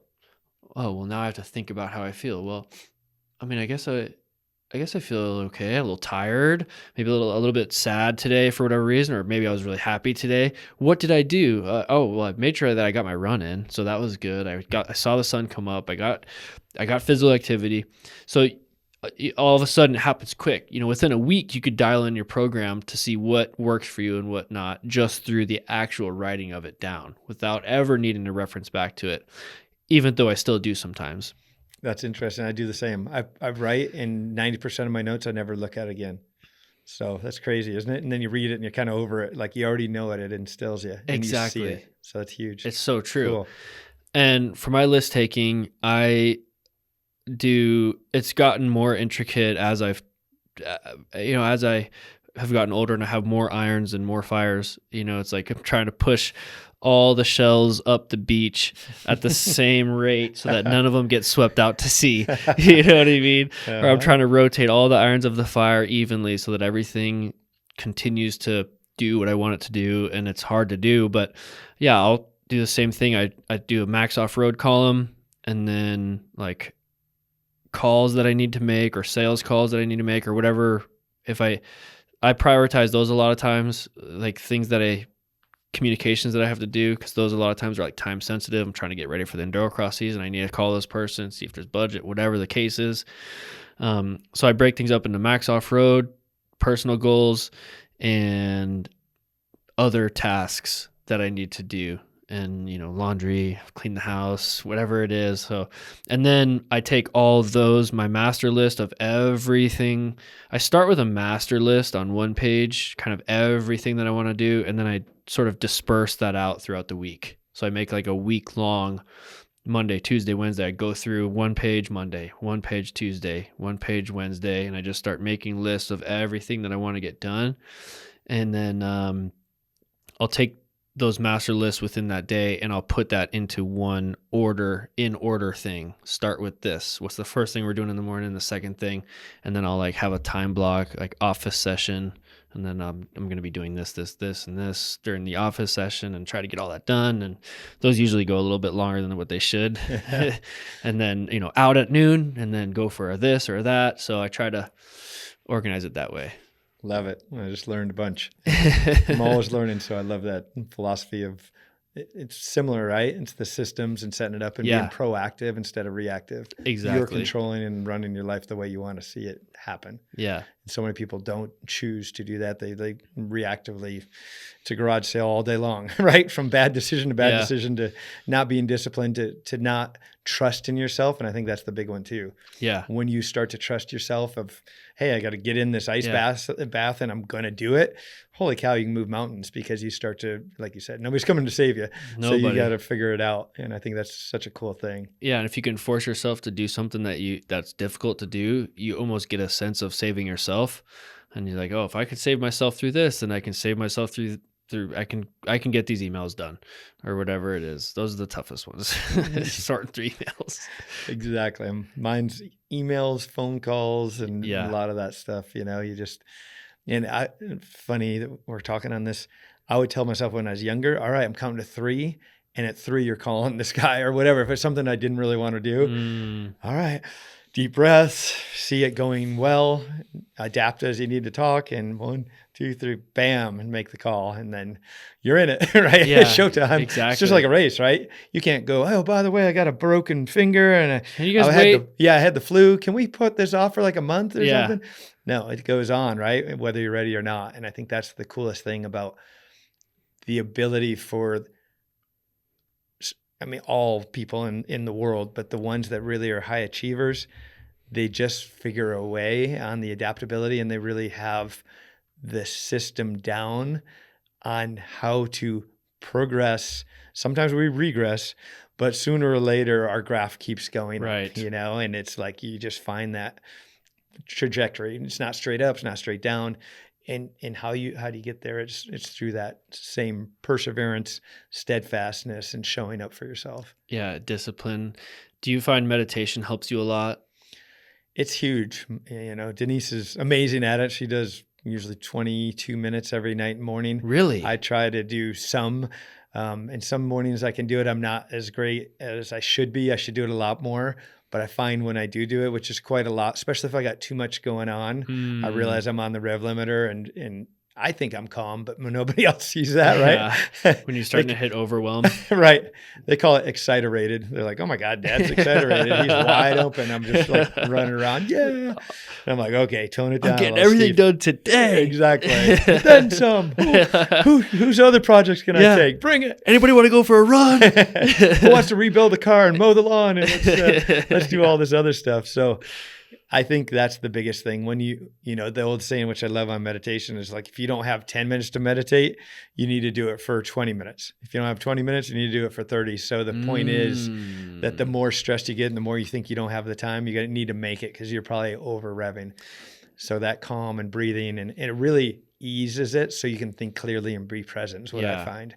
Because I'm almost too forward thinking, if you will, or too not very often backwards. I hardly look back. I try to learn from my lessons so I don't do the same mistakes twice, but I'm always thinking so far ahead of it, right? Yeah, so I think 100%. Meditation for me really is needed times 100. And I think that calmness, the breathing, setting the intention, for me, especially in the morning. I do it at night, like I said, to see the next day successful. So I already visualize that, which is similar to what we do all the time for the race. But it's really good. Do you find it? I know you're into all this and have done great with it. Do you do it every day, or how do you do yours? I don't have a specific routine. When I wake up in the morning, I just lay there and try to meditate. A lot of times I end up falling back asleep, but I try to meditate in the morning, or I'll go outside in the morning and just watch the sun come up. I think that's a really simple way to do it, and just try to focus on the breath. I'll do some meditating at night too, but honestly, I don't do any. I don't normally do more than 10 minutes, but I find that any amount of meditating that I put in is very helpful and brings a level of perspective that's hard for me to get when I'm in it. It's like seeing the forest through the trees. When you're in it and you're running from one thing to another and you got all these goals and you have all these things that you want to do and there's this and that and text messages and emails and I got to do this, and it's like, just calm down. None of this needs to get done right this second. So take 10 minutes, meditate.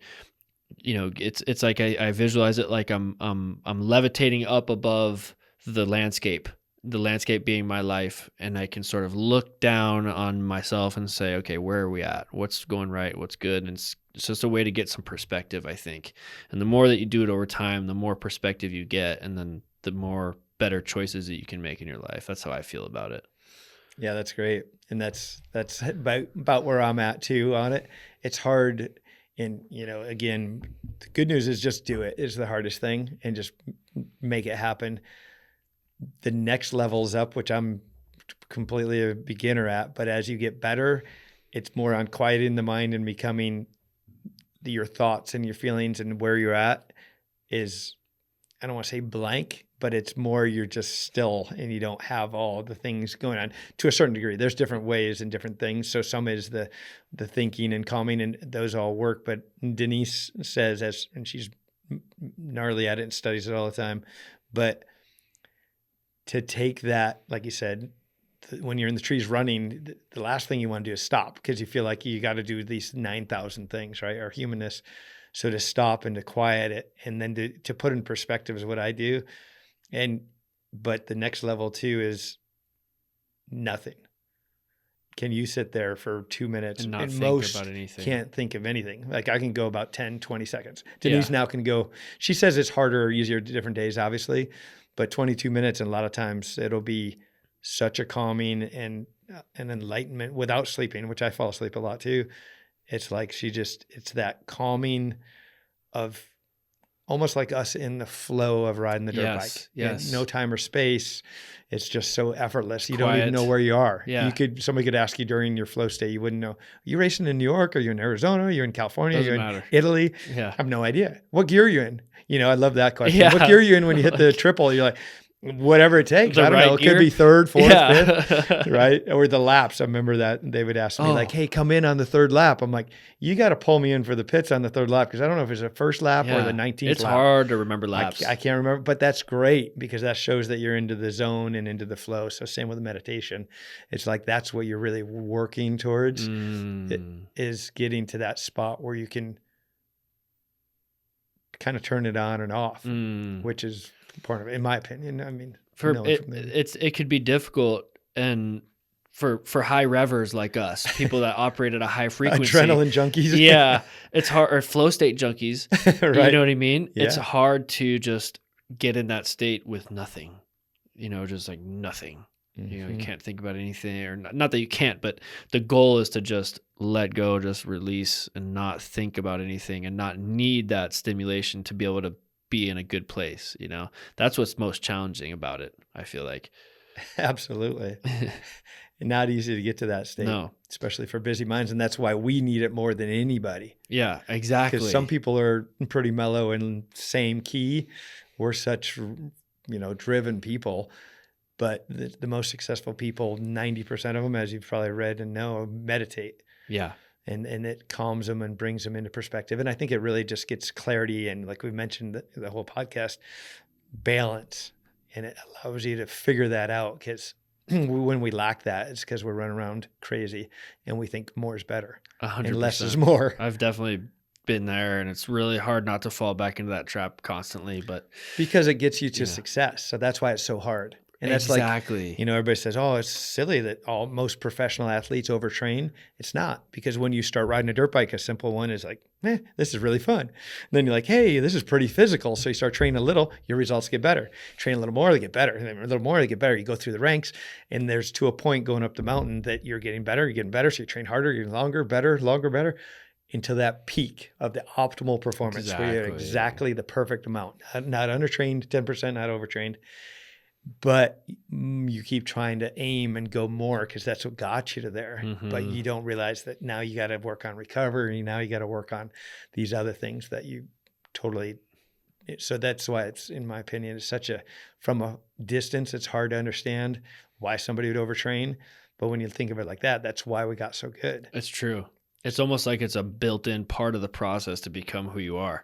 Definitely. Every great motorcycle racer that I know went through a period of their life where they were overtrained, including myself, a huge portion of it. Totally. I know you're gnarly. Yeah. And that's what empowered you, but it also got to you to a certain point. Yeah. It's hard to see. Yeah. It's like it's an ego driven thing. You think you're so tough, and and I'm different. You believe that you're different and that you can handle it. Am I right? Totally. I'm not the average bear. Who are you talking to? I'm not overtraining. I'm built different. I'm made out of a different material than other people. What do you mean I came into the race with 50% energy because I overtrained the week before? Overtraining? I was flat. No such thing. I'm fine. But there's, if you can set your ego aside and start thinking about how you feel, it's like you get so much more out of it. And then that's when I started training to race instead of training to train. It's easy to go out there and put in 2 45-minute motos because that's what you think you're going to do. But are you putting your best foot forward? Are you visualizing the start of a race before you start that 45-minute moto or that sprint lap? Are you juicing that? Are you juicing that training session as much as you can be? Maybe if you're overtraining, it's very possible that you're not. In my case, there's a lot of times when I was just training to train, probably. Oh, totally. Me too. Yeah. It's a trainaholic. It's addicting. It's addicting. Yep. Yeah. I'm solving my problems through training. Yep. And it's going to be okay when I'm done with this training session. But when you really start reverse engineering it, it's like, no, I need to be training to win these races. And what would a winner do if they were training right now? Okay. A winner's choices for sure. Yeah. And you start thinking about it and things start shifting and changing. And it's really hard when you have training partners too. Totally. Because what they need is probably different from what you need. Absolutely. Yep. And then especially when you get them together and you guys are both trying to beat each other because you're so competitive. Totally. Then you're burying yourself, getting more and more tired. Yep. It's gnarly. I remember a quick story on Dr. Jeff Spencer, who trained with me for a bunch of years, and we were losing and getting beat at some of the GNCCs. And I remember it was in between like race 3 and 4. I was going to drive from here in Arizona all the way to Northern California, like 15 hours for like 2 days of working on a suspension with Rodney and a bunch of them. And I was already sick, and there was only 4 days in between this and the next race, which was back east somewhere. And I told him this whole story and how I was going to do it. I was going to do this and that, and then get the bike and, sleep when I'm dead and get this going. And he just had me say, Steve, so let me explain this back to you. You're going to do this, and you think when you get to the race, you're going to be better. And I listened to it and I went, that would be insane. That's the absolutely worst thing I could do to get better, right? That's way too much. Yeah, and it was like chasing the gerbil in the wheel, right? But I wanted to be doing something because I thought it would solve my issue. Exactly. Where he's like, what do you think? And I'm like, that's the stupidest thing I've ever thought of. I'm glad you played it back to me and as a mentor. And then I didn't do it, and I did the right things, got more rest, worked on exactly what I needed a few days, and killed it the next race.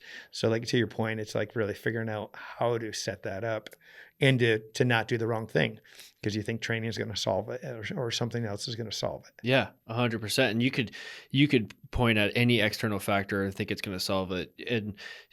And even in a good way, you could say, well, if I start eating perfectly, then that's going to solve my issues. And you could start weighing the chicken that you eat and weighing every little macro ingredient, and you could obsess over that too. And you could, although that might be physically great for you, you could overdo that also. You know what I mean? So you can overdo any single thing. And like you said, just being able to see perspective on the whole thing and fill out that pie at its entirety is just so important. It's good talking to like guys like you and Destry. We were just discussing how, guys like you have so much experience and knowledge and years that I could sit in here for 6 hours with you. You know what I mean? If we had the brains to do it. But there's just so much there. If I'm talking to like younger riders, they're still in the process of figuring it out. So we kind of talk about their process and how they're figuring it out. And with you, it's just different. So, but it's all good stuff. I'm absolutely loving this. I wanted to ask you, there's so many things I want to talk to you about. I want to talk to you about racing off-road in the 90s and your Suzuki days and so much stuff. But I want to talk to you about your transition from racing to coach and family man and everything else that you do. What did that look like for you? Was it difficult in any way? What was the most difficult part about it? Transitioning from full-time motorcycle racer to not racer, regular person, I guess, or you're still not regular, but what was your transition out of full-time racing like? Yeah, I think that's the biggest one for somebody like ourselves. That's it's everything, it's all, you've been so infatuated with this on every level for your whole life. You've dedicated thousands and thousands of hours. You've really dug into the depth of who you are through this sport in particular, but in which really is, like we've said, is the same template as of life, right? So it's never easy, I don't think. And I think for me, I wanted to go out on my own terms, my own deal, not going out collecting a paycheck, if you will, not injured, still fiery and what I learned, and then take that into the second chapter of my life or third. And I think that's the big thing for me. I was a big fan, and my mom and dad, like I mentioned before, are school teachers, and I was all about learning and educating and wanted to do business. So, it was kind of almost a unwritten rule, if you will, that my sister and I were going to go to college after high school. So I went and got my business degree 2 years, and then I went and got my 4-year degree in economics and management science before I even started racing. So those were good ones, or not before, but during racing. So you're juggling a lot of stuff and heavy stuff, and how do you do it? But that being said, after racing, I couldn't wait to run a business and do my own thing and learn how to do it. And it's the same with racing, right? It's pretty simple to learn if you're winning or losing. Just look at the checkbook, right? If you're negative $1,000, you're like, I'm probably losing. Oh, I've made 10 grand. I'm winning. So I think making money and enjoying that is not obviously just about the money, but can you navigate and learn how to succeed, not only on the dirt bike, but in business and in relationship and all these factors which are obviously very similar. But I was excited about the next chapter. I couldn't wait. I was already into business, and Steve Hatch Motorcycle Adventure Company was here in Arizona that I was already running. But the trick was that sometimes looking back, I needed to probably stay more focused on Steve Hatch, the racer, a little longer until you're done, and then switch it. So I kind of did both, overlapped a little bit the last few years. But that being said, it had a forefront look and vision to see, like you hear it all the time. Somebody retires and goes, oh, I wasn't ready yet, right? They unretire and come back in because they don't know what to fill the void.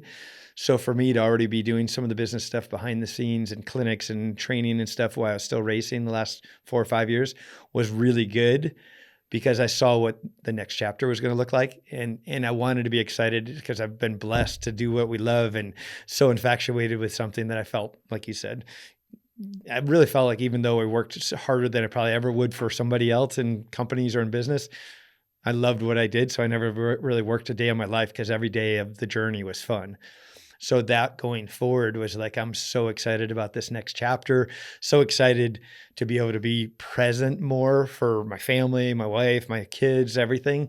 And I thought I was, until I retired and looked back after a few years and went, wow, I was pretty selfish and all about myself to a certain degree, but it had to be, if that makes sense. I'm not trying to justify it, but I wouldn't have been that good for that long. 18 years is a long time to be a factory rider and to be at your best. So it's like, how do you keep that drive going? But if you don't really care, or you're not that infatuated with it, you're going to kind of be a flash in the pan. You might be great for 3 or 4 years, but then you're back out of it because you don't have the ability to keep it going. So that next chapter was relatively easy for me. I knew when it was time to retire. I knew the day, I remembered, and it's kind of emotional, the day I knew that I was probably time to go, my daughter had a daddy-daughter dance, and I couldn't go to it. And I was like, okay, you know what? Because I cared more about that than I did the race at that time. So I'm like, that's the chapter. This is great. Finished strong. I think I got second in the Enduros that year and fourth in the GNCCs. And I never had a farewell tour or this or that. It was just an internal knowing. I don't think I told anybody. I mean, probably Denise, of course, my wife, but it's like, okay, when that changes and you're not present of where you're at, you want to be somewhere else, like back home with the family and the kids. And then in my opinion, it was time. And I'd asked a lot of pros that are retired, like, when is the time, because I was only 36. And I also envisioned racing until I was 40, because our sport, as you know, it's pretty endurance, and all the knowledge, you can be pretty good later on, just like a lot of the runners or bicyclers, or especially long distance. They're more in their 30s or more mature, or 40s.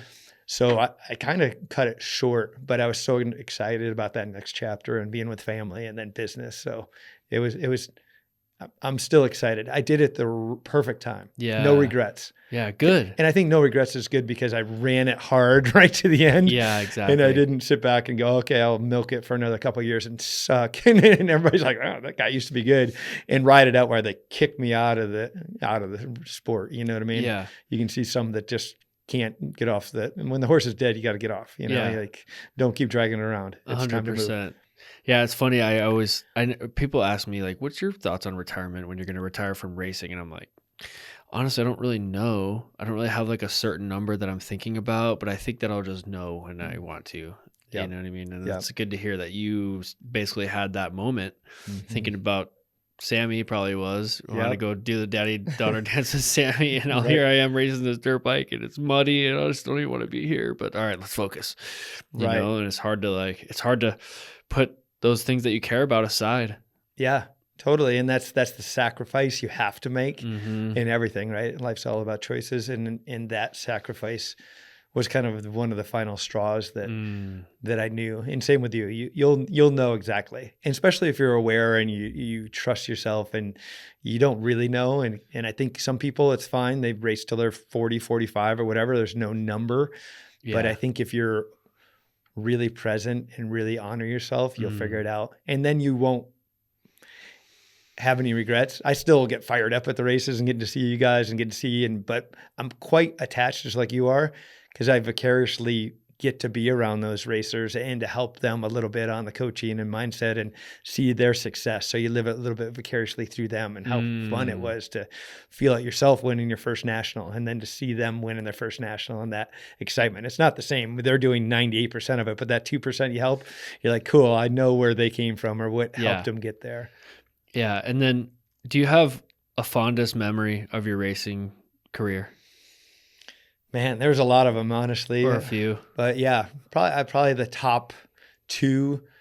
One was definitely Czechoslovakia in 1991. I was on the junior trophy team, only the second time ever being on the 6-day team and the junior team. And that year, it was a lot like the New York, the terrain was, it turns out. So when I got over there, I just felt like I was at home where I grew up, which is huge, as you know. And I was just in the moment, in the zone, ripping, doing really good. And I was the top American on the junior team from the junior team, which usually it's the senior, the trophy team that are faster guys. So that was cool. And we won the junior trophy. And I remember going to the podium and hearing the national anthem, and that never sounded the same before it or since. So now every time that I hear that, which is obviously quite often going to races, brings me back to that proud moment. And bigger than myself, it was like the proud moment to honor, like an Olympian, obviously, is the 6 days, represent the USA, and to hear that national anthem. So that was definitely one of them. Probably another one when Denise and I just got together and, just got married and training hard in Northern California and all this stuff. We put all this work forward. The first race in Florida, which is, as you know, is one of the biggest ones. All the sponsors are there, tons of media, tons of press. Pulled a whole shot and raced so well and in the zone, in the flow, and won by a couple minutes. And it was so easy. And I was the perfect storm of beautiful wife, and got to marry her, and best friends, and trained and optimally on the best team, and all these things. I just felt like that was like, doesn't get any better than this. I was so blessed. So I think that's the thing. And I've been blessed my whole life. But like you said, and I'm not saying that we totally control it, but I always knew that you got to find your passion, you got to find your purpose, you got to find your soulmate, you got to find these things.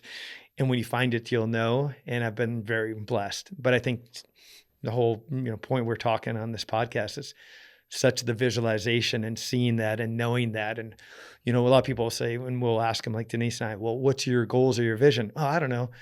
well, you probably do know what you want to do and what you don't want to do. And you probably know where you want to live or don't want to live. You probably know what you might want to make for money, or do you want to own your own house? Do you want to have a wife? Do you want to have kids? What is it? So I think that we know a lot more, and people like ourselves really are proactively seeing that and setting the tone, if you will, and setting that perfect scenario. And then we pull it towards us. We bring it. Yep. But if you can dream it, you can live it, right? And that's, like you said, you got to see it first. Yep, 100%. I love it. And was there ever a time throughout your career, at the beginning stages of your career, especially anytime throughout the middle or the end, where you thought about, you know what, I'm done with this. I'd be better off working construction, becoming a general contractor, something else outside the industry. Money will be better. I don't know. I can solve my problems through something else. Yeah. That's so easy to go to, right? Like quickly when you're injured and you're beat up and you don't see the results, and there's so many things that you just like, Mike Tyson's hitting you in the face over and over and your hands are tied behind your back. You're like, this is really stupid. 2 times. And this again, one was a race in Ohio. I'll never forget. And I hardly ever had spoke it back then because it was such a like personal thing. So muddy, so many cartwheels. I was already injured. I think I had broken bones before I even started the race. So hard, and pushed and pushed and pushed and kept cartwheeling, knocked myself out a couple times, and just on and on. It was the longest race of my life, 3 hours. And at like 2 hours, 20 minutes, I'd had enough. That was the breaking point. And I never got there with myself, hardly ever. It takes us a lot to get me there. And I remember quitting, which I'm still pissed about, and leaning against a tree in the middle of the woods in Ohio, pouring rain, and having a little talk with Jesus, going, is this really what you want to do? Because it wasn't much fun at that point. Probably burned out, overtrained, a bunch of other stuff, injured. And yeah, that right then, I was like, well, you got to make a choice. And that was not early. 18 years. That was probably 12 years into it. So I still did another 6 years or so. But I asked myself that exact question. Wow. And one other time I had that happen in Texas at a race. So I think you do come up against that. And it's never one thing, right? It's like they say about a jet or, something crashing. It's usually 3 things in unison that make one thing you can kind of handle. The second thing usually get out of it. And the third thing all at once usually crashes you. So I'm sure there was a lot going on in my life at the time besides the racing. But yeah, it's a great question. And we say that, and we have that with our riders. It's like, well, there's always Home Depot, right? Like racing seems like everything to you, but there's way bigger life than racing. And you're only going to be great at racing, say, 15 to 30 or 40 years old. And if you live to 80, it's a lot of your life, but you got to look for the next chapter. Yeah. It's beautifully stated. I feel like it's so easy to resort to that and think that it would be easier to do something else, but at the end of the day, it'd be better to stick with something that you care about, that you're passionate about. Absolutely. If you don't have the passion for it, it's hard to get out of bed, right? Yeah. It's got to be enough passion in your purpose to make you get out of bed where you jump up and you're like, heck yeah, I'm going to do it. And there's going to be parts of it that are terrible, that you don't like, that you have to do, but there's going to be points that you love, and that you got to follow your dream and follow your heart. Yeah. Or else I feel like you're just going through the motions. And I love, I was just saying it today to a rider guest, but we were talking about it. I'm like, the movie Braveheart with Mel Gibson, and I don't know if you saw that movie, but it was basically he's trying to lead the whole them into the war, and they're going to outnumbered and all this. And it says, every man dies, but not every man really lives. Freedom, and he shouts it, and it's just that passion. We're all going to die sooner or later. That's inevitable. But do you really live? I think that's what we got to ask ourselves day in and day out. It's a good question to ask. It is. It really is. You start thinking about it, and I think a lot of people would change what they're doing that same day if they ask themselves that in the morning. Am I doing what I want to do? Am I living how I want to live? Am I being who I want to be? Yep. And I think it's because it's convenient. Change is scary. All these things that we kind of get shoehorned into our little rut of going, well, I can't quit this, or, I got to make money. So yeah, it stinks. I don't like what I'm doing, but I'm just going to do it anyway because it's good money or whatever. And that's never the right way to do it, in my opinion. If you really love it, the money will follow. Yeah. Or you'll find a way, or life will find a way for you, right? How many big dreams do you have that you think are crazy, but they work, or they show up, or, you got a beautiful house and your other house and different things. Is like you set that intention, and it comes. You manifest things. Yeah, absolutely. Denise is a big manifester, I bet. Totally. And I am too. I'm not as much meditating, but manifesting. Yeah. And it's interesting. We are so Mhm. strong, both of us, as you said, which thank you. We're honored for that. But if we're thinking of like her next car, and this happens in real life all the time, and she's thinking a Lexus that's brown and I'm thinking of a Lexus that's red, we won't get it. As soon as we get the right car, the right color, and we align, it's like the next day. Really? Totally. Her last car was that way. We're like, all right, I'm like, I think that you like this car. It's all-wheel drive, yada, yada. All right, yeah, I think I like the silver one. I'm like, all right, maybe the red one and blah, blah, blah. Boom. She's like, I like the red one. It showed up next day on Craigslist and we went and bought it the next day. Whoa. So like you're just lining up on everything, vacations to cars to name it. And again, but on everything has to, if it's off a little, you won't get it. Mm-hmm. If you're thinking, hey, Steve, this is what I'm thinking, and I'm thinking over here, then it's not going to align and you're not going to align, especially when there's two of you trying to manifest the same thing. So think specifically. Totally. And then another thing we do together is we manifest together because I learned a lot. And quiet, having our coffee and meditating and then manifesting, like what's going on? What's your manifestation of today or next week or next year in your dreams? When she can say it, I can help her manifest it like that. Wow. And she says that. She's like, Steve's a master manifester. But if I don't know where you're going or the color of your car, I'm like, I don't know. And she would tell me, well, I don't really care if it's green or red. I'm like, don't tell me that. Because you need to tell me it's red. Tell me what you care about. And it's tomorrow. Yeah. Because I can see it and help visualize it. So I think it's really neat. But relationships like that, you know what I mean?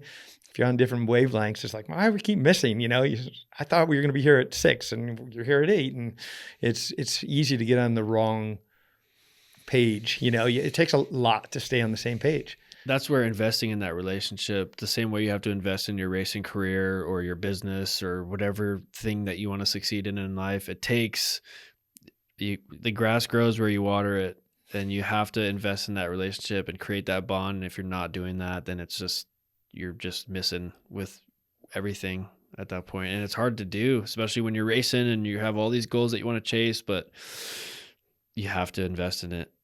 Absolutely. It's where you put your time and energy. I love that one. And, you know, grass grows where you water it. For sure. What does life look like for you right now? And where does it go from here? Yeah. Well, I'm super blessed. Like I said, and I think I'm right in my passion and purpose with coaching, mentoring, and training riders since I retired almost 20 years ago. We're definitely shifting into the power of the mind coach company. That's something as you get older, you're still wiser, hopefully, where I'm not always going to be a dirt bike guy. I'm still always going to love it and ride and train and be who I am. That's my lifestyle. But that's the future of really helping these people. Everybody can use a solid mindset. And Denise is brilliant at it. Like you mentioned before, we're kind of the yin and the yang. So when we work with riders, I work with them more on what it relates to in the real racing world, if you will. And she relates more on how it works with the real mind education. And we kind of meet in the middle. And we have two different ways and energies. Both will get us there, but some riders will learn that pattern or that template from me better or from Denise better. And we kind of keep building the rider back into this gnarly warrior that's mentally strong. So that's really our passion. And I'm really enjoying that on all levels. I mean, obviously dirt bikes are what we're known for. So that's the smarter version to go.